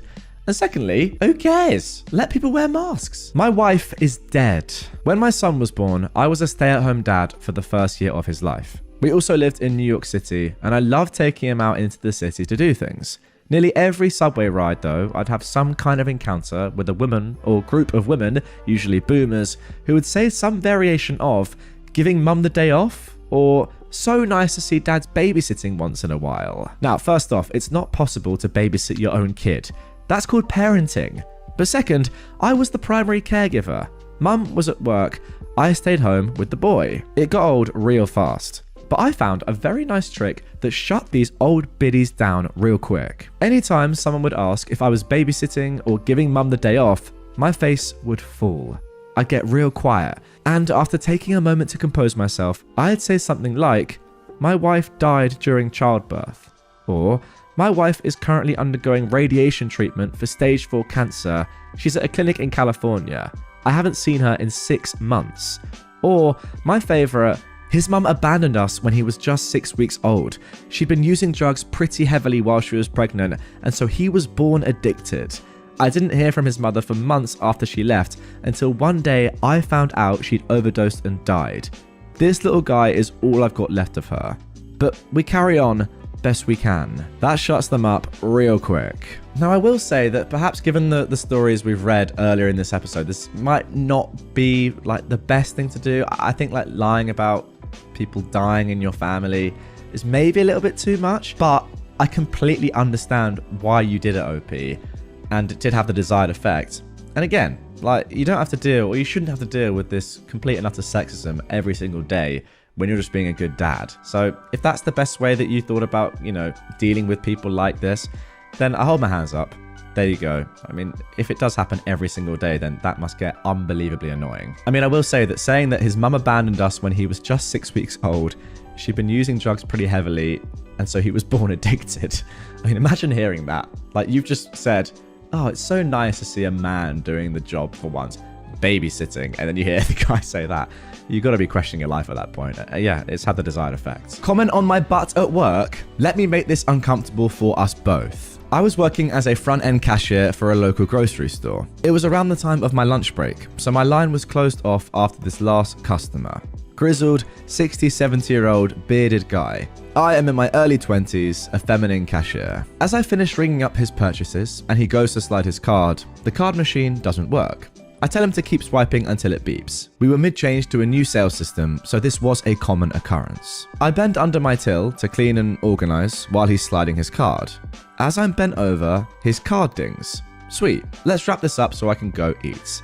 Instead, "Oh, I liked it when you did that." I'm still under the till. I roll my eyes. And then inspiration strikes. Petty inspiration. I come up. "Did what, sir?" "When you bent over, it worked." I had a confused face. "Why?" "Well, it liked when you bent over." "Why would it like that I bent over?" "It's a boy card.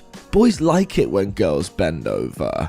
Sorry, I've got to say, this is the creepiest dude I've ever seen on Reddit. What? But why? I ask again. "Well, they just do." At this point, I'm gleeful on the inside.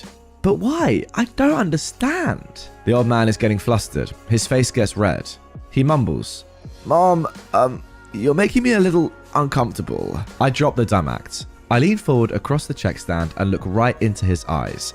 And how do you think I feel when a man makes an unwanted comment on my backside while I'm at work? He is 20 shades of red, stammering. I meant no disrespect.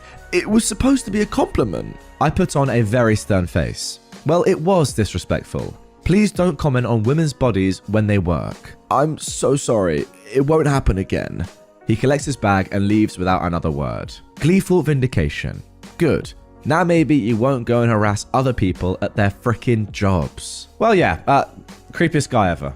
Literally the creepiest guy ever. Well done, OP, for not just being quiet. I mean, it must be pretty, like, horribly uncomfortable in situations like this. And you just want to stay quiet and just say, okay, fine, I'll ring you up. Go, leave the store. But no, you did the right thing. I mean, fair play. It's very brave to do that. Courageous. I can't even imagine being in this situation. Just try and do your job and getting harassed by people 50 years older than you. I mean, by the way, brother, you got no chance anyway. What are you doing? Go home to your old people's home and just sit in your chair and do the Sudoku, my friend. And by the way, I quite like Sudokus. So that's not a slight on people that do Sudokus, but it is a slight on creeps. I served my sister-in-law a child's plate after she broke multiple heirloom china plates. I caught her breaking them on camera. My husband and I have family dinners at our house every month or so with our family. I have some sets of fine china that I like to switch out between the seasons that I've inherited from my grandmother. When we have our get-togethers, I serve dinner on these plates. My mother-in-law compliments them every time. My sister-in-law, however, has made comments to me that they're not her style. I honestly didn't think twice about her comments up until this past February, when one of my plates was put in the sink, broken. I chalked it up to an accident. In April, we had another dinner. This time, my sister-in-law was carrying both her and her boyfriend's plates to the sink and accidentally dropped them both. Again, no biggie at all. In May, she broke 2 more plates, and in June, she broke a plate and a cup. At this point, I was catching on. I brought up these concerns to my husband, and he brushed them off as accidents. I told my mum, and she said that she thought that my sister-in-law was doing it on purpose, and she got me a camera to put in the dining room. In July, we had dinner, and I had an opportunity arise. My mother-in-law, sister-in-law, and her boyfriend joined us for dinner. While our plates were still on the table, my mother-in-law asked how my plants were doing, and I said I'd show her. I told my husband to follow us outside so he could show her the plant that he's growing, leaving my sister-in-law alone with her boyfriend. When we came back inside, 5 minutes later, her plate was broken. When they left, I pulled up the camera footage. I saw her stand up when we walked out, peek around the corner, and then throw the plate on the ground. I kept this video to myself. All I'll say at this point is, are you sure she's not Greek and it's just tradition? I jest. This brings me to this past weekend. We had our family dinner and we were joined by my in-laws, my sister-in-law and her boyfriend, as well as my parents, siblings and niece. I served everyone, saving evil sister-in-law for last. I brought her food out on a child's plate with a sippy cup and got those kids' silverware with the plastic handles. She looked at me confused and said, "I think you mixed my plates up with your niece's plates." And I said, "No. My niece is responsible enough to eat on a grown-up's plate. If you're going to act like a child in my home, I'm going to treat you like a child in my home." She tried to play coy, but I had my iPad ready and I played the video to everyone at the table. She started sobbing. She swiped the kid's plate off the table and stormed out. My in-laws both apologized and offered to pay for replacement plates, but I told them not to worry about it. Despite this, we still had a nice time. When everyone left, my husband told me I was out of line and cruel, but I told him that this has been happening for months and I've told him it was bothering me multiple times. It's Wednesday, he's still being a little cold to me, and I also got a text from my sister-in-law's boyfriend asking me if I'd apologize to her because I really embarrassed her. I sent him the video again and he left me on red. My husband just called me to ask if I was taunting her boyfriend because his sister called him crying that I was. Now, somebody has asked in the comments down below, inquiring minds need to know, why would she break your plates? Because she doesn't like to eat off something that's not her style? Yeah, I agree. That is one of the weirdest things I've ever heard. How can you have a style of plate that you like or dislike at someone else's house? Opie replied, "I would like to know too. I'll probably never get a straight answer though." My husband apologized, and now we're bouncing back and forth off of the whys, and we're kind of circling around to the boyfriend. My in-laws say that's when they've noticed a behavior change. She's gotten into trouble since dating him. They act like teenagers. My husband is saying exactly what I was thinking was happening. He's trying not to blame or pin anything on her because she has been behaving differently over the past few months. She got caught shoplifting, and her boyfriend also got caught stealing and went to jail. No diagnosis that I've ever known of, but the family is now saying there could be a deeper issue or possibly a substance issue. Someone else also commented, "I'm glad that your husband apologized. What made him come around, if I may ask?" OP said, "My mother-in-law. At least I'm assuming. She texted me that they were on the phone when he was on his way home. That's my bet." I really want to talk to him about all of this, but I don't want to overwhelm him, especially because he's been a little distant. I think the whole thing is overwhelming for him. He told me his sister called him 4 times. I'm keeping it low-key for now, but I'm going to try and get some answers about the plate breaking. All right, then there we go. Quite a long story. The good thing about r/traumatized them back is that you do get some short, fun posts. I don't know if fun's the best word there, but snappy little ones that you don't have to concentrate on too much. And then you get some longer, more in-depth ones like this. I just want to know what is wrong with the plates. I really do. How can the style of a plate have that much of an effect on someone's life to the extent that they want to break them? I mean, absolutely insane. Shout out your mother-in-law, by the way. Like, what a goat. Saying, you know what? I know what's going on here. Here's a secret camera. Set it up. Let's watch this back together. Oh, actually, it was your mum, wasn't it? But still, I feel like your mum and your mother-in-law both did well here. Your sister-in-law, less so. I do kind of feel like your husband, though, took a lot of convincing here. When she'd broken 6 or 7 pieces of heirloom china, yet apparently according to him, you're in the wrong for embarrassing her. Where's the logic there, my friend? I mean, yes, it's good that he's come around, but it should not have taken him that long. And now for our final r/traumatized them back of this episode. Mother tries to spank teenager and regrets it. I'm well into being an adult today, and this is a story of how I stopped my mother from ever spanking me again. My mother has always been fond of physical punishment. She's a pusher, slapper, hit with random objector, and a spanker. I got spanked a lot for things I did, and things that she perceived I did. She spanked me well into being a teenager as well. I was 16 or 17 at the time, and my wet towel from showering was on my bed. My mother always lost her mind over not hanging a towel properly, and frankly, this was a mistake I made often. She came in while I was dressing, saw the towel, and she immediately grabbed and spun me to start spanking. I'll never know what devil took over, but it was a devil that had been needed much sooner in my life. Instead of crying out in pain, I said, and I can't quite believe I'm about to do this, guys, but I will, and I'm going to give it my all here. Oh! She was confused and asked, what sort of smart-ass response was that? My response was, well, after so many spankings, I was wondering when I would start to enjoy it. She looked horrified, left my room, and I called down the hallway, come back, we can take our relationship to the next level. I was never spanked again. I cannot believe I've just read that. That is obviously going to be the conclusion of this episode immediately. Well, despite the fact that I just actually cannot believe what I've just done there, and I'm really sorry if any family members are watching this or listening to this. It's probably my lowest moment in my life so far. That is the perfect example of r/traumatized them back. Your mum now, surely, is living with that trauma. In the back of her mind, yes, she might have thought you were joking long term, but she's always going to have those lingering doubts. Did my son enjoy sexually me spanking him? Makes you think. Really, really does. What happens when neighborhood punks decide to beat up veteran's son? This is actually a story my dad told me about one of his childhood friends, George, who recently passed away. Dad and George grew up in a booming city in what's now known as the Rust Belt. You were pretty much guaranteed a job at the major car plant in town. You were pretty much guaranteed a job at the plant in town as soon as you got out of high school. George was one of those people. Dad wasn't. Dad accepted a scholarship to his dream school to study engineering. During the weekends and holidays, he'd come home and hang out with his buddies, including George. One afternoon, Dad gets a phone call from Grandma. George had been jumped after work and had the metaphorical tar beaten out of him. For a while, it looked like he wasn't going to make it, but by some miracle, George pulled through. However, he was in such bad shape that he had to retire early and go on disability.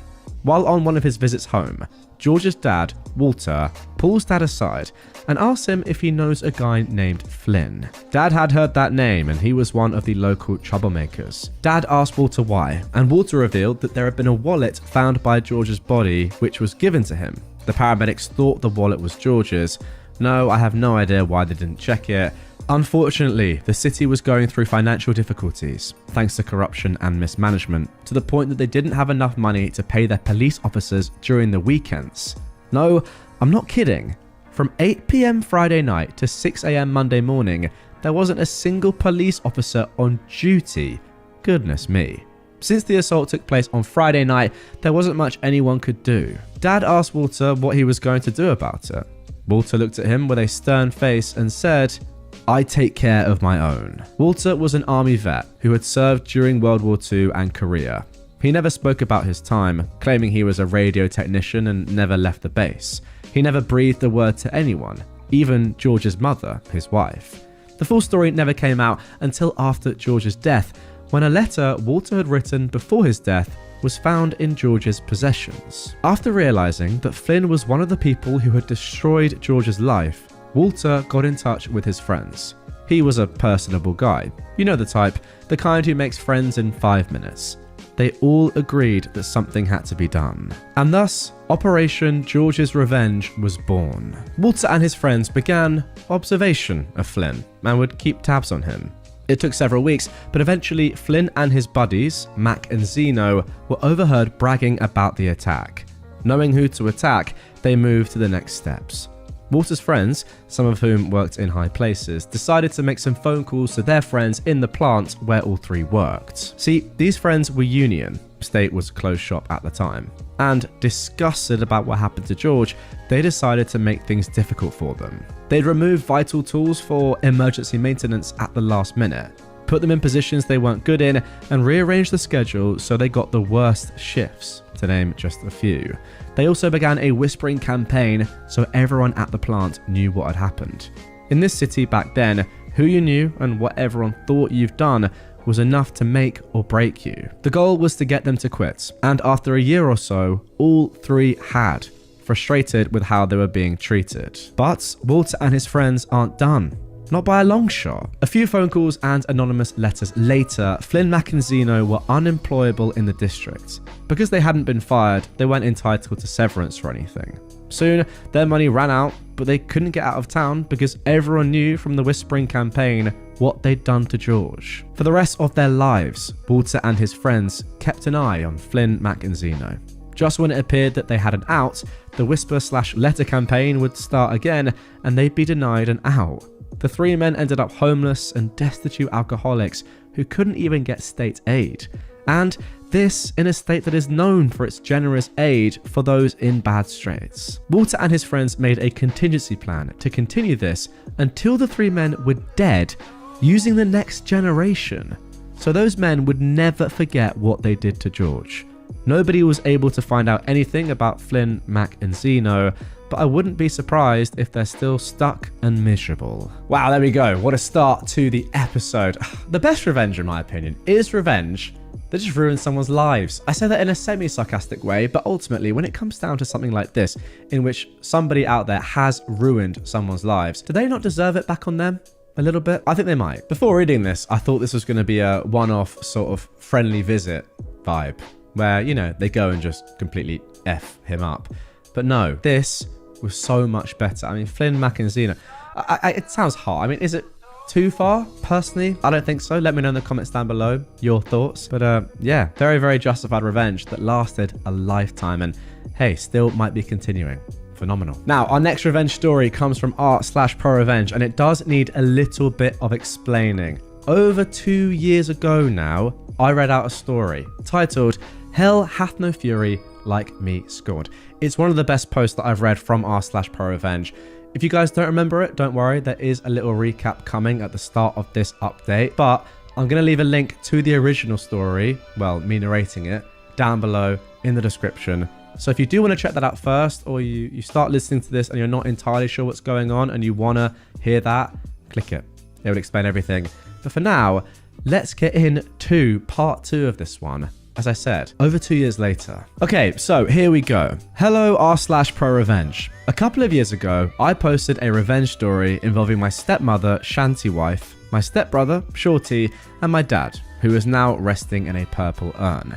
In case you missed it, you can read it here. Again, link down below if you want to hear me narrate it.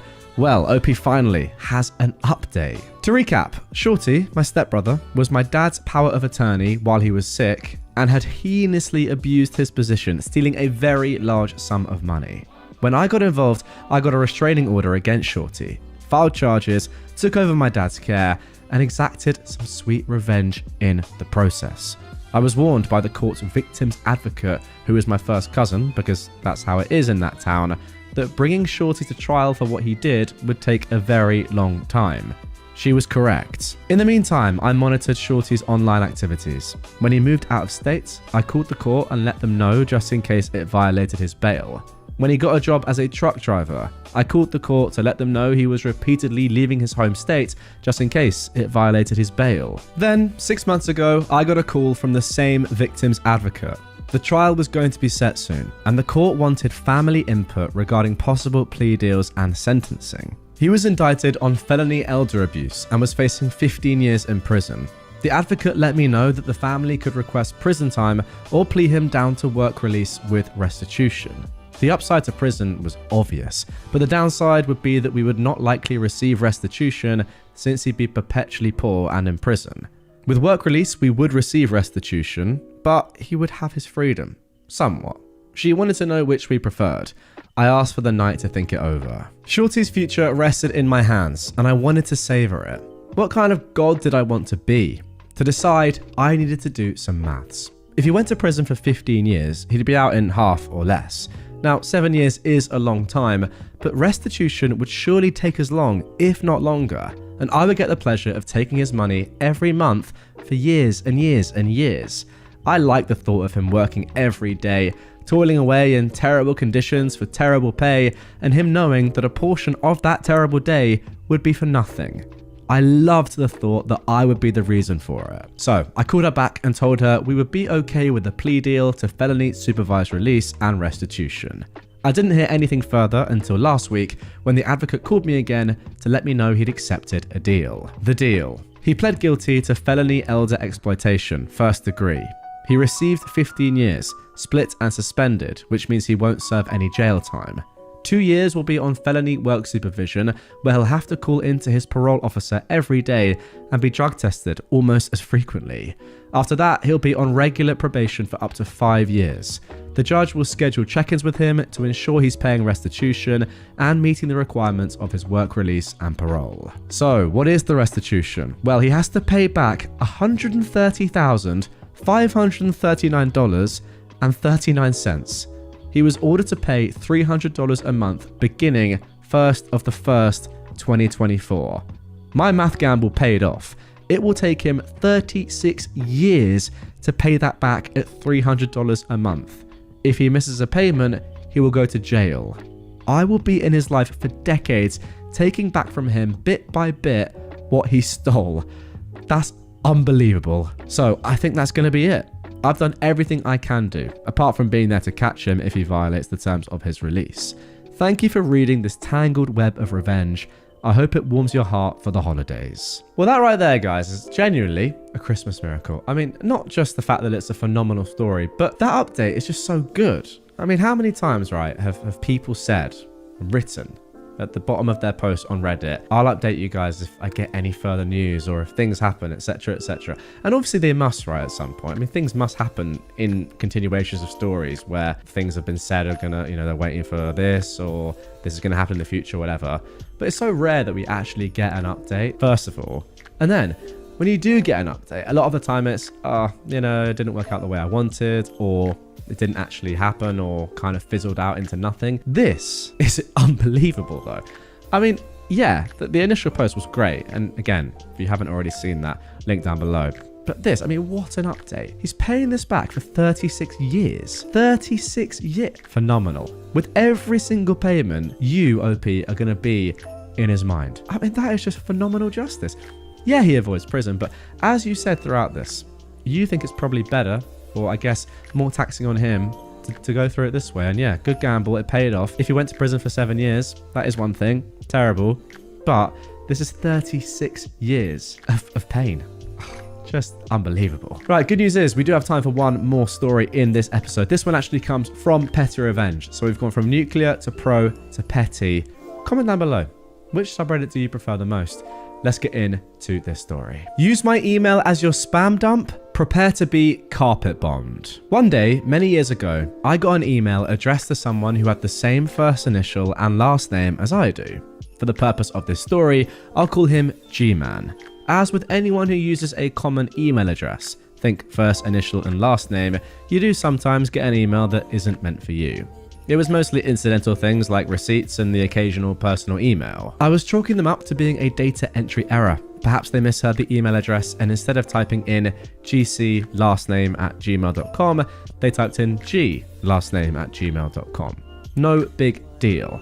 In the cases where I could, I politely replied to the sender and let them know that I wasn't the intended recipient and to please let Gman know that he's giving out the wrong email address going forward. It was never successful. I'd still get emails for Gman, and it was for things that I'd think you'd want to receive, like order receipts or something that had a confirmation number attached to it. I tried to track down Gman, but to no avail. There were multiple Gman last name on social media, so I could never 100% confirm which one it might have been. And so this went on and on for years, until finally one day I got a personal email addressed to Gman that referenced the company he worked for. Aha! Now I had something. I looked him up. It turns out that Gman is the systems manager at said company. His LinkedIn bio says that he is an IT professional. Well, that's interesting. I found his company email and forwarded him the email, also advising him that the other address he's using is attached to another person, and it would be great if he could be more mindful of what he's typing in or giving out. Again, I was polite in my request to him. He replied and apologized, and I thought, it's finally over. But it wasn't over. Oh no, far from it. The emails I received that were addressed to Gman actually began to increase in volume. Now I'm getting emails for mailing lists and account signups and all sorts of other rubbish. This guy, the so-called IT professional, is clearly using my email address as his spam dump, knowing that it went to an actual person. I would have to sort through dozens upon dozens upon dozens of emails daily as a result of this. And as we all know, once you're on one mailing list, you tend to end up on a lot more mailing lists. By now, I've decided that clearly this clown is deliberately being a jerk, so it's gloves off and game on. I decide to extract revenge at any opportunity. It started out simple enough. If I got an account sign up, I'd click the link to verify it and then promptly log in and deactivate the account. It worked for a bit, but then there'd be another sign up. So I got more creative. I'd log into the account, change all the information, and most importantly, the password, usually to something like "I am a gigantic butthole," which would leave the account active but totally inaccessible since any attempt at password recovery sent the email to my account, which was then promptly ignored and deleted. Hotel booking? I'd log on and cancel it the day before he was due to arrive. I'm guessing he never got noticed though, since it was all coming to my email. Basically anything I could do that would inconvenience Gman, I would do it. This back and forth continued on for years. In fact, I still occasionally get emails for the guy. Then, one day, it happened. I got an email receipt for an order that Gman had placed. It had the recipient's name and address, but more importantly, it had Gman's address on it. Cue up, I've got a golden ticket. I finally had the means of the ultimate revenge.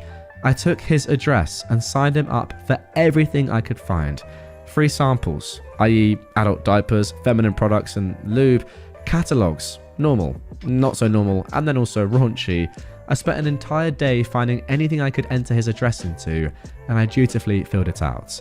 But the coup de grace, the cherry on top. When I was finding things to sign up for, I stumbled onto a website that allowed you to order free flooring samples. They'd be various sizes, but some were 12 foot by 12 foot squares. Carpet, tile, wood, linoleum, whatever. I signed Gman up for every sample I could. Then I found another site offering the same thing, and I did it again, and again, and again, until the point where I literally lost track of how many free flooring samples I signed him up for. My guess, easily in the hundreds, if not the thousands. So, I literally carpet bombed Gman. Oh, it all makes sense now. Coincidentally, the email volume certainly decreased. I never heard from Gman either. Maybe he deleted my initial email and forgot, or maybe he was buried under all those flooring samples. Either way, I'm sure once they started to arrive, he realized his mistake. I bet that to this day, he still gets items delivered to that address. The one thing I can't get over with this story, and it's phenomenal by the way, once again, these 3 revenges have been so good, but how stupid do you have to be to actually use someone else's email or some like spam email anyway for things that actually matter? I mean, if you're getting confirmations and you're getting emails sent to you, And going through that email address and the link that you get sent to your email can cancel a really important thing like a hotel booking, or you're getting confirmation statements and receipts and that sort of stuff that you need to keep a hold of. Why are you having that sent to an email that you don't have access to? That's what I don't understand. That is the dumbest part of all of this. Now, that is one thing. The revenge, though, is just phenomenal. And OP, I'm sorry you were caught up in this, but wow, what a way to just destroy someone's life. Imagine you come back from work and, you're like, God, more tiles. As you just see your front door piled with stuff. It'd be terrible. I feel like any normal person would have very quickly realized, definitely when you got this email from OP that was saying, by the way, you're using the wrong email address, please stop. To stop doing that and actually start using an email address that you'd want to use. But G-Man is G-Man. And that was some petty revenge. Today I effed up by being a jerk on the internet and causing a stranger to get divorced. I'm cross-posting this from the subreddit Today I effed up. I'm really not a mean person and I genuinely felt terrible for destroying a marriage, but the lovely users over there thought I should post here, though I didn't mean for the revenge to go to this level by any means. I don't even know if I meant for revenge at all, but here we are. So, I, a 42-year-old woman, effed up big time. 2 weeks ago, on a random Thursday morning at like 1 a.m, someone started shooting off fireworks in my neighborhood. I've been having bouts of insomnia and was finally able to get to sleep, and I had to wake up at 4 a.m. for a meeting 2 hours away that I had to be at for 8 a.m. I was fuming, and so were my dogs. I love fireworks, but I think there's a time and a place. Thursday morning at 1 a.m. is not it. I posted to the neighborhood Facebook group a few hours later during a coffee break about people that set off fireworks at 1 a.m. midweek. After I make the long drive home, I check my Facebook. Some guy comments that I can't sleep because I'm a fat pig. Now, I'm chubby, but not sloppy fat. Plus, I just lost the equivalent of a fully grown male wombat, or 54 North American grey squirrels, so I feel freaking awesome about myself. Now this is where I may have really effed up. I respond to the guy, who was maybe mid to late 30s or very early 40s, about the same age group as me. I write in a comment beneath his, "Listen, guy's name, I'm sorry I had to end things, but I just didn't have the same feelings. What you're saying now is just hurtful and mean. Please stop sending me messages and commenting on my Facebook posts. It's just a pathetic way to contact me. I told you a dozen times already. We are done. It's over." The following day, I had to get to the airport for an out-of-country vacation that had me getting up early and leaving early as heck. So I don't check my Facebook during all the craziness. Also because I'm only on it sparingly. I don't live on my phone, and when I am, I'm usually on Reddit or TikTok versus Facebook. I couldn't check my Facebook even if I wanted to. I was on a cruise, and I'm not paying $25 a day for internet, and the country we visited didn't really have the greatest Wi-Fi. Besides, I was having a blast, leaving the chaos of the world behind. I signed back in on Monday night, and frick. Apparently, people took my message seriously, and they told his wife. She was freaking out at me, pleading for information. She sent me messages. Her and his friends were DMing me. He was DMing me. It was bad. The last message was the guy saying I'm a total C-word because I refused to tell the truth, and I just destroyed his life. I immediately messaged both him and his wife explaining what happened. I sent pics of me on vacation even. Timestamps. Apparently, he is a serial cheater, and when I exposed our affair, another woman exposed her affair with the husband to the wife because she was jealous that he had yet another side chick. This was the straw that broke the camel's back, because not only are there multiple affairs, but because he humiliated her with how public this was, especially me putting this in a Facebook neighborhood group. So, there is my accidental pro-revenge. Well, there we go. What a story to kick things off. I've got to say, although it was accidental, was it justified? 100% yes, in my opinion. Like, this guy is an absolute disgrace. I'm sorry, not only because of his just online abuse. I mean, why is he calling you a fat pig on Facebook? Just ridiculous. But also because he is a serial cheater anyway. So although you probably didn't realize that when you said these things, ultimately, is it a bad thing that you kind of expose his cheating? I would say no. And if people realize that he is a cheater because of what you said, it doesn't matter if you were lying. You got to the truth. Like, realistically, this probably would have ended in divorce, this relationship, down the line at some point. It just seems pretty obvious that that was kind of a guarantee. So in doing this, in exposing this man, doesn't matter if it was accidental or not, you are saving, first of all, the woman that he is with a lot of years, probably, of wasted time. And then also the person that he's having an affair with anyway a lot of time, because maybe she didn't know, maybe she did know anyway, and there's also a terrible person. It's less about her, I would say, and more about his wife, saving her a lot of years, because at least now she knows what's going on and can move on. Wow, accidentally causing a divorce. Fair play. Now moving on to our second story of revenge. Boss from hell gets what she deserves. I am a woman in my 30s, and I've been a people pleaser to a fault my whole life. I've been working in marketing for over 10 years. And over the years, I've had my fair share of bosses who were good, average, and some who sucked. There is one in particular that stood out as awful. This story is from about 5 years ago. Pamela, in her 40s, not her real name, was the VP of marketing and sales for a mid-sized retailer. She started at the company a few years after I did, and if rumors were true, she was the fourth pick for the position and was simply hired so the company could appease shareholders. I was a manager under her, and my whole job was to make sure the website and stores had their products merchandised properly, received all their monthly sales materials, managed advertising, set up and managed the department's budget, PM'd all department projects and operations, created reporting to reflect sales, managed presentations / creative briefs for future projects, etc. In short, I did her work and all the administrative grunt work to keep the department afloat. I managed all of this because I had access to her email and many times sent emails on her behalf to keep the department functioning. Pamela spent most of her time showing up after 10 AM, taking business lunches and planning company parties. I don't even know why we did those, but I planned those too. I consistently questioned why she spent so much of our budget on these events when we didn't have the budget resources for any of it. Pamela told me to take from future months' budgets to pay for the current month's overspending. So at the start of every month, I had an original budget, and by the end of the month, I had to turn in an edited budget, edited under Pamela's direction, that made it look like Pamela's spending was under control. This is important for later. I definitely made mistakes here and there, being in charge of so many tasks, and constantly found myself working 12-hour days, split between being in the office and working after my kid went to bed. Weekend work was also done before my family woke up and then after they went to bed. My word. During Pamela's first major holiday season, sales were awful. Pamela kept changing her mind on the visuals for the stores, kept bringing on new advertising and PR agencies to bring in sales. All these agencies consisted of her personal friends and ignored our buying and merchandise team's planned promotions for her own better ones. At this time, I'd been dealing with an ongoing infection that turned to sepsis and was hospitalized.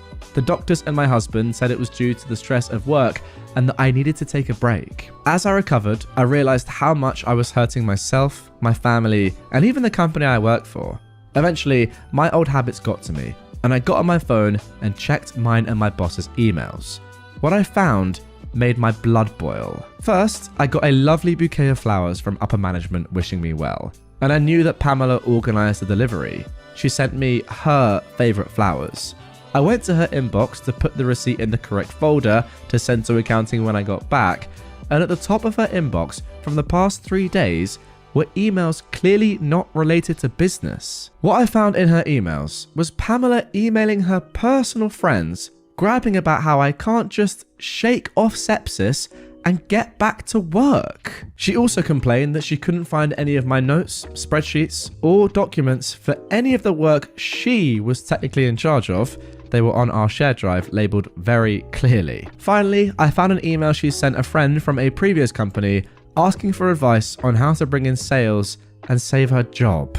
In this long thread, this old colleague asked if there was anyone managing most of the work, and of course, Pamela said I was.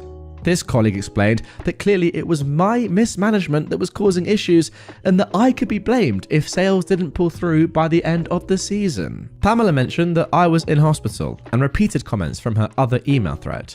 This person said that she couldn't outright fire me because it could seem like retaliation, as I needed to take emergency medical leave. But if Pamela could prove I was stealing from the company or misusing company resources, then she would have grounds to have me fired and then use me as a scapegoat. Upon my return, Pamela called me into her office and said she was worried I was taking on too much and wanted to take work off my plate. She announced that she was taking managing the department budget off my plate. She asked me to only drop off a small stack of invoices to accounting. Additionally, Pamela told me that under no circumstances was I allowed to talk to accounting about anything regarding budgets. Also, if I had any concerns about the department or workload, I wasn't allowed to go to HR. I had to discuss it directly with her. Oh, yeah, I could see where this was going. Unfortunately for Pamela, I had built a rapport with Lois, who was our main accountant. Lois always said that she would do everything in her power to help me, should I ask. Knowing this, I grabbed a stack of invoices off Pamela's desk to give to accounting. I also added the email threads that I read while I was in the hospital and the current unedited budget that Pamela hadn't touched yet for the month. I also found in my filing cabinet the hard copies of old budgets with Pamela's handwriting on what numbers to change to balance our budget. Finally, I added an email from our first round of budget adjustments where Pamela subtly threatened to put someone else in my job if I couldn't do what she asked. So I walked and dropped off the invoices to accounting when I bumped into Lois. She brought up invoices, and I sternly looked at her and said Pamela is the only one in our department that Lois is allowed to talk to about our budget and invoices.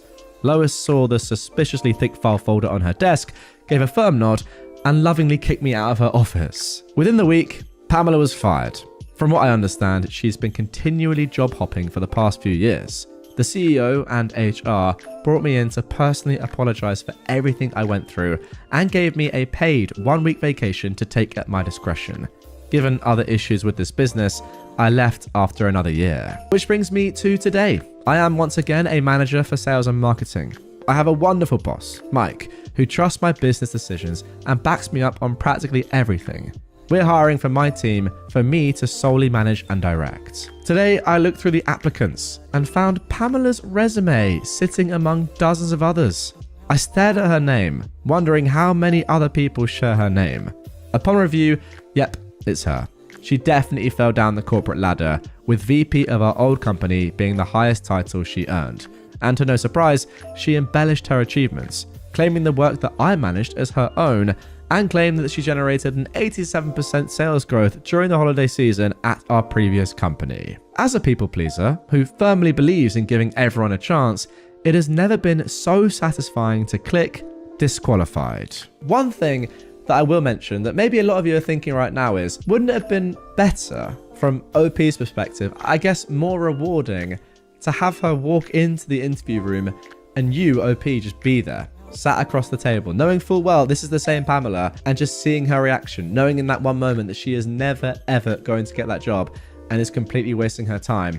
However, I will put up on screen right now what OP replied to that. To those suggesting that I interview her to see her reaction, I would have loved to see her face as she walked in, but I felt it would have risked my boss's trust in my decision-making ability. I understand that. I do understand that because, yeah, you don't want to kind of sacrifice or risk your own job while messing with Pamela, as much as I'm sure you want to. However, couldn't you have just done the interview anyway and then just secretly said, no, I don't really like her? Although again, yeah, thinking about it, you do risk Pamela saying, I know you, you know, it could potentially put your job in jeopardy. One last thing that OP did say though is, maybe I'll send a personally written rejection email.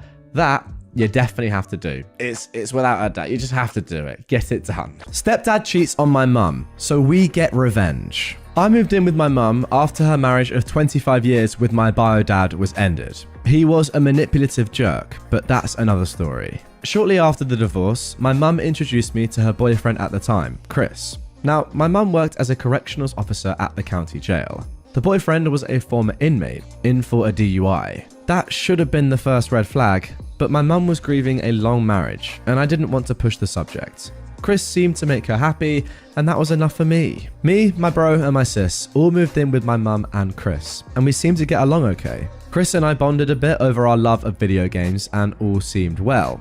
That is until 2017. Due to Chris's prior DUI, he had to go in regularly for probationary checkups at the courthouse. One day, he didn't return, and we all got a little worried. We then received a phone call from him from Texas. Turns out, when he arrived at the courthouse that day, he was jumped by the FBI. His family from Texas was implicated on a number of gang and drug-related crimes, and due to a situation where he was in a vehicle during a drug handoff, he was on the hook as well. He ended up agreeing to testify against his family members in exchange for a shorter sentence, and he was allowed to be out of prison before the trial. Soon after, the drinking started. Now, obviously because of his DUI, Chris was clearly no stranger to drinking. He began to drink more and more, to the point where he was consuming half a 24-pack of beer a day. Chris was a mean drunk. He regularly started fights when wasted, and while they never got physical, he wasn't exactly kind with his words. My mum enabled his behaviour for several years, saying the stress was getting to him from work and from the upcoming trial. Finally, after several years, my mum had had enough. Chris came home extremely drunk one night, and my mum confronted him. She asked if he'd been drinking, and when he didn't deny it, she kicked him out. He went to live with a friend temporarily. The next morning, Mum asked us to help gather a few of his essentials so that he didn't have to re-enter the home until he was sober. While we were gathering his things, we heard a knock at the front door. We opened it to find Betty, one of Chris's co-workers and someone I went to high school with. She told my mum she had something important to share. After sitting my mum down and telling her not to share where she got the info from, Betty told my mum about how Chris was cheating on my mum with Darla, how he regularly had Darla perform sexual acts in and around his workplace, how Betty had caught them, and how Chris told her that if she ever told my mum, he'd fire her. He was the store manager. And finally, how Darla was pregnant. My mum was angry. After the initial shock wore off, she told us to round up all of Chris's things and to dump them outside. We took everything of his out of the house and tossed it all in the alley behind our house. Chris had no reason or ability to return to the house. It was rented with only my mum on the paperwork, so no issues there. In the meantime, she called and confronted him. He confessed to the entire affair and that he was happy Darla was pregnant because that meant he'd finally have a child of his own. Mum refused to have more kids. We three were massive strains on her body. She likely wouldn't survive anymore. He refused to apologize for any of his actions. My mum arranged for him to collect his items from the alley with an officer present, and he left our lives. So now for the moment we've all been waiting for. The revenge. Now, my mum clearly wanted to dust her hands of him and move on. She was already quite emotional from the whole ordeal and wanted nothing more from him. But my sister, brother, and I had other ideas. First, we called his workplace. DQ operates as an independently owned franchise, and the owner of this branch owns several branches in the area. He was also a good friend. We informed him of the sexual acts being performed on the premises, and he went through the processes of getting Chris booted from his position and barred him from any of the branches in the area. Funnily, Betty got his position after he left, and now runs a tight and clean ship. Chris no longer had a job or a place to live, and so went to live with Darla in a town about an hour away. We found out that he started working at another DQ in that town and informed the owner of that location of the situation. It took significantly longer due to there being no current indecent actions occurring there, but eventually he lost that job too. Soon after, Chris began driving around our neighborhood, seemingly stalking my mum and our family, probably because of his job loss. Now, due to the whole situation in Texas, he never had his probation lifted for his DUI, and thus still did not have a license. He never had to drive when he lived with us, since work was local and we could drive him as needed, but here he was, clearly driving around by himself when he shouldn't be. We contacted the police and informed them about Darla's vehicle in our neighborhood, and that we believed Chris was driving it without a license. We told them to pull over the vehicle next time they see it, as it would likely be Chris driving again.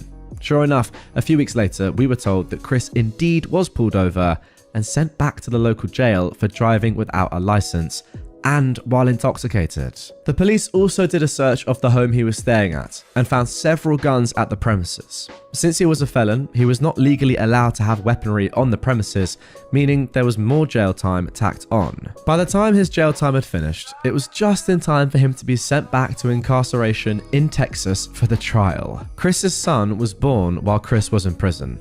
Darla evidently realized what an absolute butt Chris was and cut ties with him while he was in prison. During his prison time, Chris started sending tons of letters to my mum, stating how sorry he was, pleading to take him back, and ranting about how it wasn't his fault. This was all in the same letter, mind you. Mum burnt every one of them. We moved on, moving out of states. Chris evidently got out of prison some years ago and now lives in Kansas, struggling and fighting child support, which Darla sued him for. Mum now has a new boyfriend who treats her right and cares a lot more than Chris ever did. My brother and sister moved on and out, and I still live with Mum, assisting her with the newly purchased home that we've been renovating. Life's looking okay. I was reminded of this story by a chat with a co-worker about cheaters, and I thought to post it here for others to enjoy.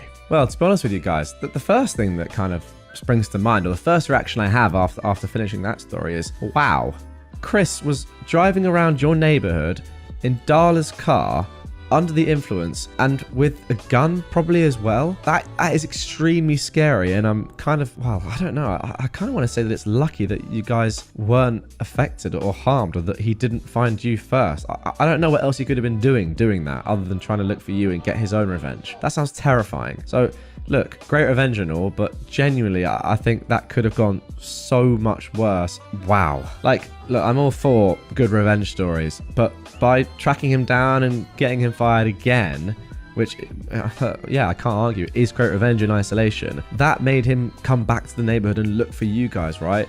You know, and we know what he's like, as I've just said, driving under the influence with a weapon.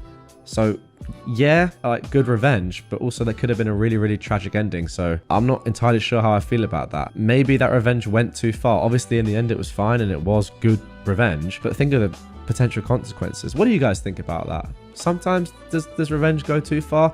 Would it have been fine just, you know, making him lose his job in the neighborhood you're in, and by the time he's in Kansas and stuff, just leave him to it? That's enough. Because again, you don't want to damage someone to such an extent that they then have nothing to lose anymore, because I think that's what has kind of happened here. Let me know in the comments down below. That is it's a controversial one, but yeah, I reckon that might have been a bit too far just for your own safety. When your racket with the local cops bites you in the butt internationally. This happened a few years ago when I was serving overseas with the US military. The location I was at was in a poorer area.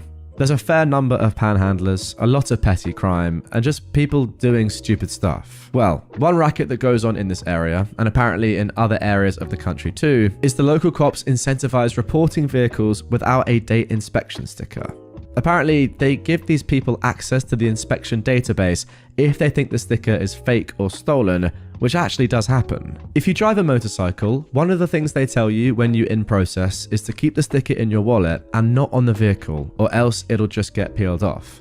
Anyway, what these people will do if they find a car with an out-of-date sticker, or if they run the plates and find it's out of date, they'll jimmy the door open, steal every single thing out of the car, and leave a note that they've taken it to the police station. The idea is that you show up at the police station to get your stuff, and they force you to pay the fine for an overdue sticker, and then give you a deadline for an inspection, or else you'll get another fine. Well, I came out to my car one morning, and lo and behold, there was a note on my seat saying that all my stuff was at the local police station because my inspection sticker was fake and I had to go and get it.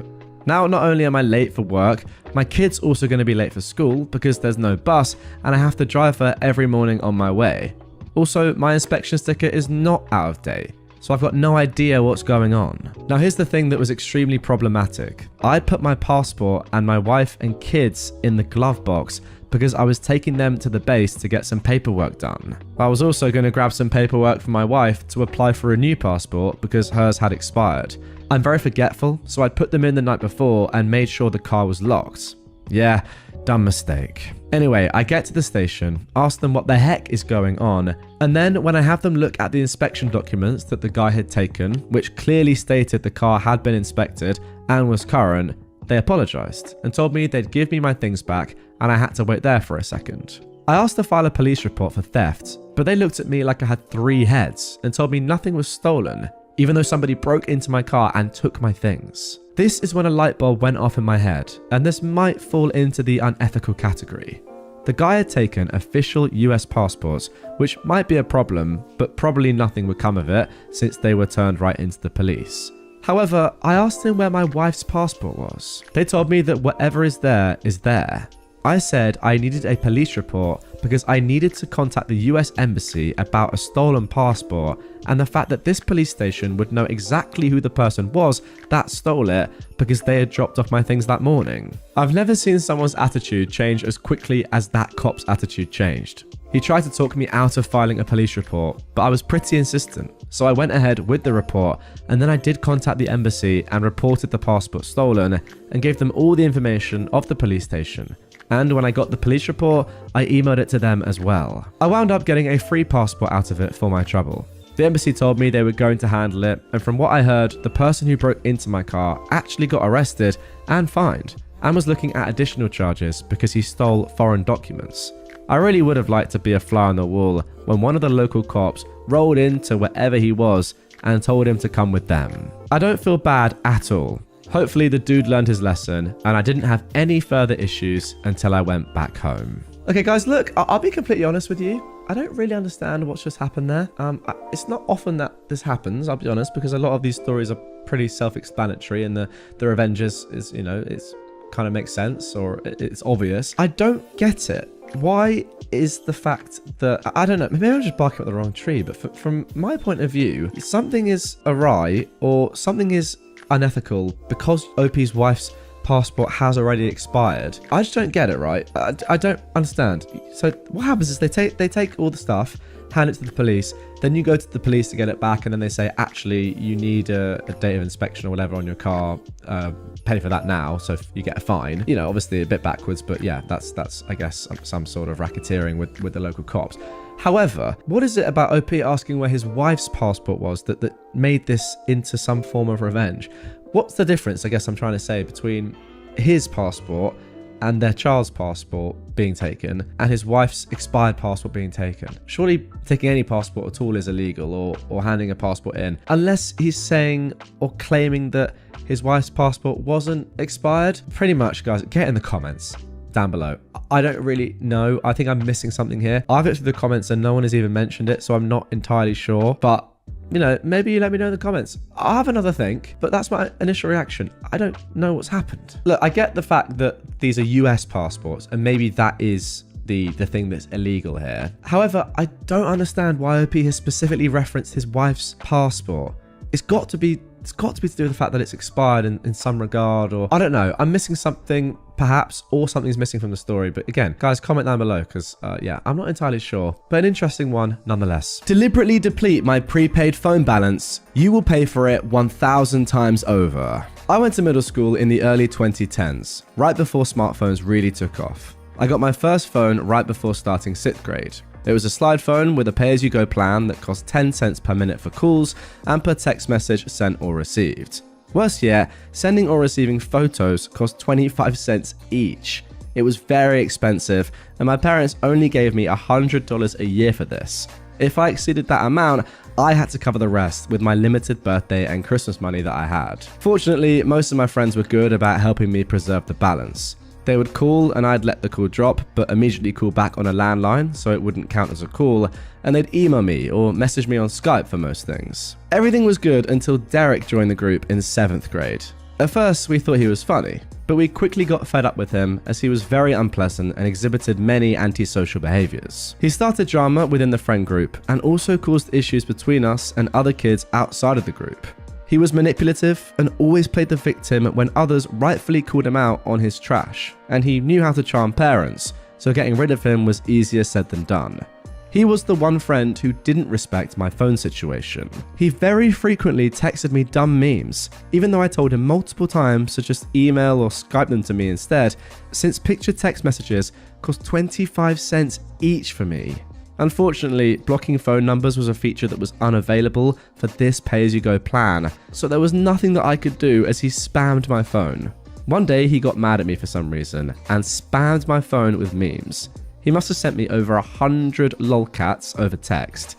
He kept sending them until I lost service since my phone balance was depleted. I'd lost the $40 remaining in my account as a result. I was extremely angry and demanded that he pay me the $40 he had cost me, and he refused and said it wasn't his problem. I got home from school really upset and told my dad about the situation, expecting him to go and tear Derek's mother a new one and demand the money. but my dad said that it wasn't worth the battle. I even asked him about a small claims court, but he said that not all battles are worth fighting and that the effort wasn't worth $40.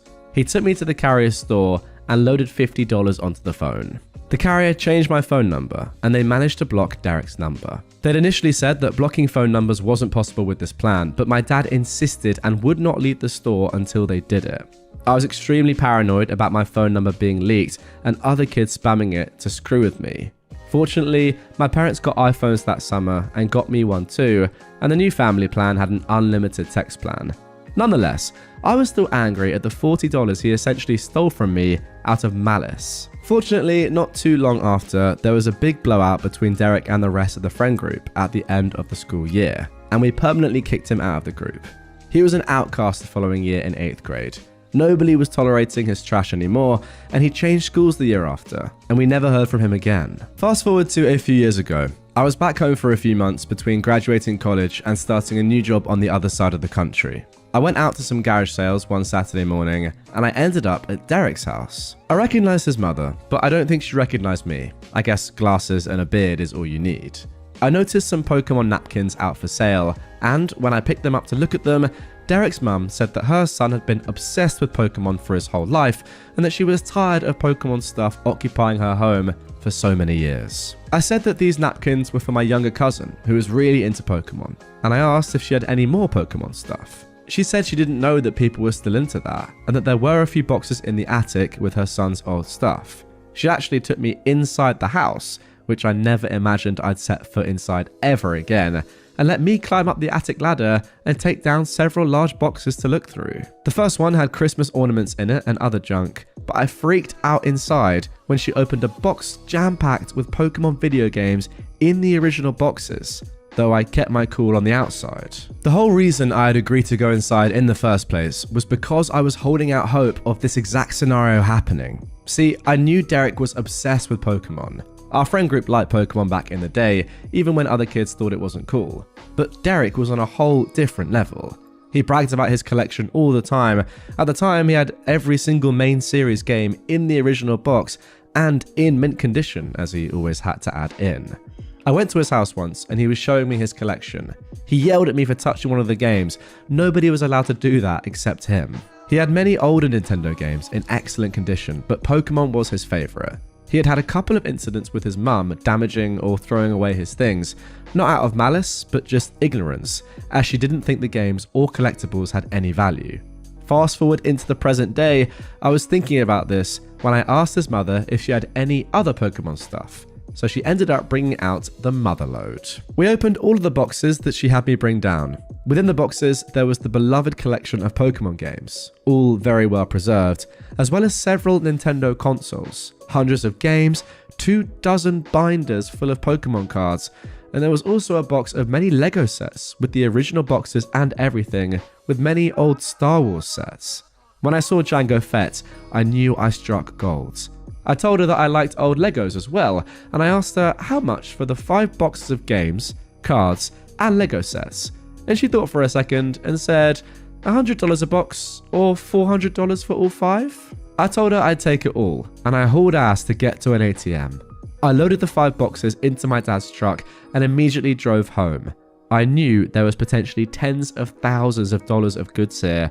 This was the score of a lifetime, and I finally felt vindicated for the $40 that Derek had taken from me all those years ago. I ended up giving all the stuff to my uncle, who is a hobbyist eBay reseller. He offered to sell it all. He was willing to go through the effort and sell everything individually. And despite my insistence, he said that he wouldn't take more than a 10% cut of the profits after all fees and taxes. We went through and logged every single item along with the estimated value, and the total of the whole lot was about $40,000. Oh my goodness me. 40,000 was a poetic number, since this was 1,000 times the value of what Derek stole from me all those years ago. Wow. Now the title actually makes literal sense. Deliberately deplete my prepaid phone balance, you will pay for it 1,000 times over. Literally. Oh, that is so good. My uncle sold most of the lot before the end of the summer and ended up writing me a check, though it was considerably less than $40,000, but it was still a life-changing amount of money for me. I was able to pay off my remaining student loans and put the rest towards a down payment on a new car. That is an unbelievable story. Now that is a glorious, glorious story of revenge. As I said at the end there, I was not expecting the title to be so literal. That is phenomenal. I've got to say, first of all, that initial plan that you're on with your phone is an absolute disgrace. Secondly, Derek is a disgrace for abusing that plan, knowing full well it was costing you that much.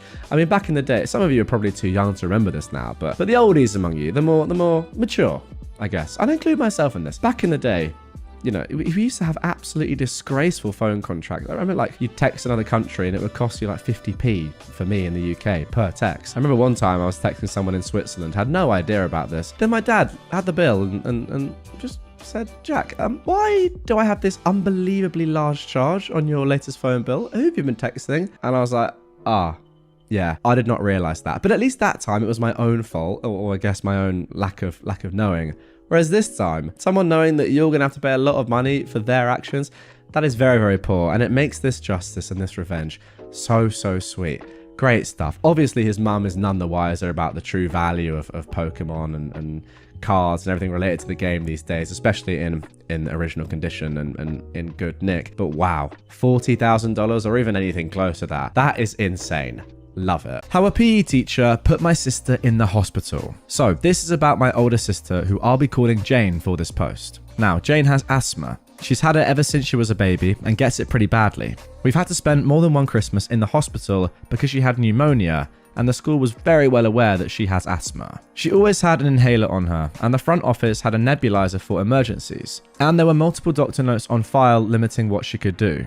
She couldn't play a wind instrument in band class. She was allowed to not sing in choir if she was having trouble, and if teachers ever took students outside while the weather was bad, she was allowed to opt out. She was in middle school when this happened, and all of the teachers got the memo except for the PE teacher. Not only did this female dog not believe that Jane had asthma, but she also didn't believe that asthma was real. She thought it was just something that kids come up with so they don't have to exercise. What? All right, I've got to interject here, guys. Now, I would typically say that I cannot believe this, right? This seems unbelievable that a PE teacher, a qualified PE teacher, thinks that asthma isn't real. But maybe there genuinely are PE teachers out there that just like love fitness and exercise so much to the extent that they think that any kid that says they have asthma is actually just making it up. So I guess I'm not saying that this woman necessarily thinks that asthma doesn't exist or hasn't been trained to know what asthma is, but maybe she just thinks it's an excuse that kids always use. Okay, let's get back to the story. This caused a few problems, and Jade had been sent to the principal's office more than once for trying to opt out of gym class. She wouldn't get in trouble, but being reprimanded in front of the entire class and getting sent to the office is mortifying for a middle schooler, and she was sick of it. Our story takes place in the middle of winter, just before winter break. We live in a cold climate, and our winters get wet and cold, neither of which are great for asthmatic lungs. On this day, the teacher had them running the mile, but instead of having them run laps in the gym, she insisted they go outside, and kids would get in trouble for taking their coats because they had to be in uniform. Jane tells the teacher she can't run outside in this weather, and the teacher tells her that if she refuses to run, then she'll be sent to the office. Now, if you remember, middle schoolers' sense of self-preservation is non-existent, and Jane has balls so big that they impair her walking, so she decided enough was enough. This school had a track that was a quarter-mile long, but for whatever reason, the teachers never had kids run the mile on it. Instead, they had the kids run around the block that the school was on twice, while the teacher stood at the starting point with a stopwatch. What Jane knew, and the teacher didn't, was that at the same time Jane had gym class, our mum would go to kindergarten to pick up our younger sister. She'd seen Jane running the mile on nice days earlier in the year, and gave her a little honk and a wave. So imagine, if you will, my mother, a CNA, going to pick up her baby, only to spot her eldest daughter running around outside with no coat on in the middle of winter, struggling not to slip on ice in certain spots. Mum was annoyed. She pulled up next to Jane to ask what the heck she was doing, and Jane told her through chattering teeth that the teacher was forcing her to run the mile outside with the other girls. Mum told Jane to get into the car and drove around to the front entrance to rush her into the office, demanding they call an ambulance and get her a nebulizer for a breathing treatment and something to warm her up and get her circulation back, as she was literally turning blue. Jane was hospitalized. The school had to pay for the ambulance ride, pay for the nebulizer medication, and pay for the hospital stay. Mum chewed out the principal and the teacher, then the doctor did the same. The teacher was suspended and put under review, but for whatever reason, she didn't get fired. However, she did learn not to ignore doctor's notes in kids' files, and there wasn't another incident like that in the 12 years it took for all of our siblings to finish middle school. And Jane continues to have the largest balls I've ever seen. Why is it always PE teachers, guys? That's my question. You just hear about them a lot. Everyone's had one bad PE teacher who just forces kids to do things that they don't want to do, just for no real reason. And I feel like I've seen at least 2 or 3 stories like this or similar to this over the years. Now, yes, not necessarily have they had this level of revenge, which was excellent to see. But, you know, on like Entitled Parents or Entitled People, you hear about teachers like this, PE teachers to be precise. It's pretty crazy that she wasn't fired, by the way. Like you've said at the end there that she did learn not to ignore doctor's notes in kids' files. Is that not the number one thing to like do as any teacher, is read those files and know exactly what is in them? Surely. Like, yes, the point is to educate, but first and foremost, it's to keep the child alive, isn't it? Like, when they're in your company, you are their carer. That's insane. But yeah, shout out Jane for saying, you know what, I'm done with this. I'm just not doing this again. And shout out to your mum as well.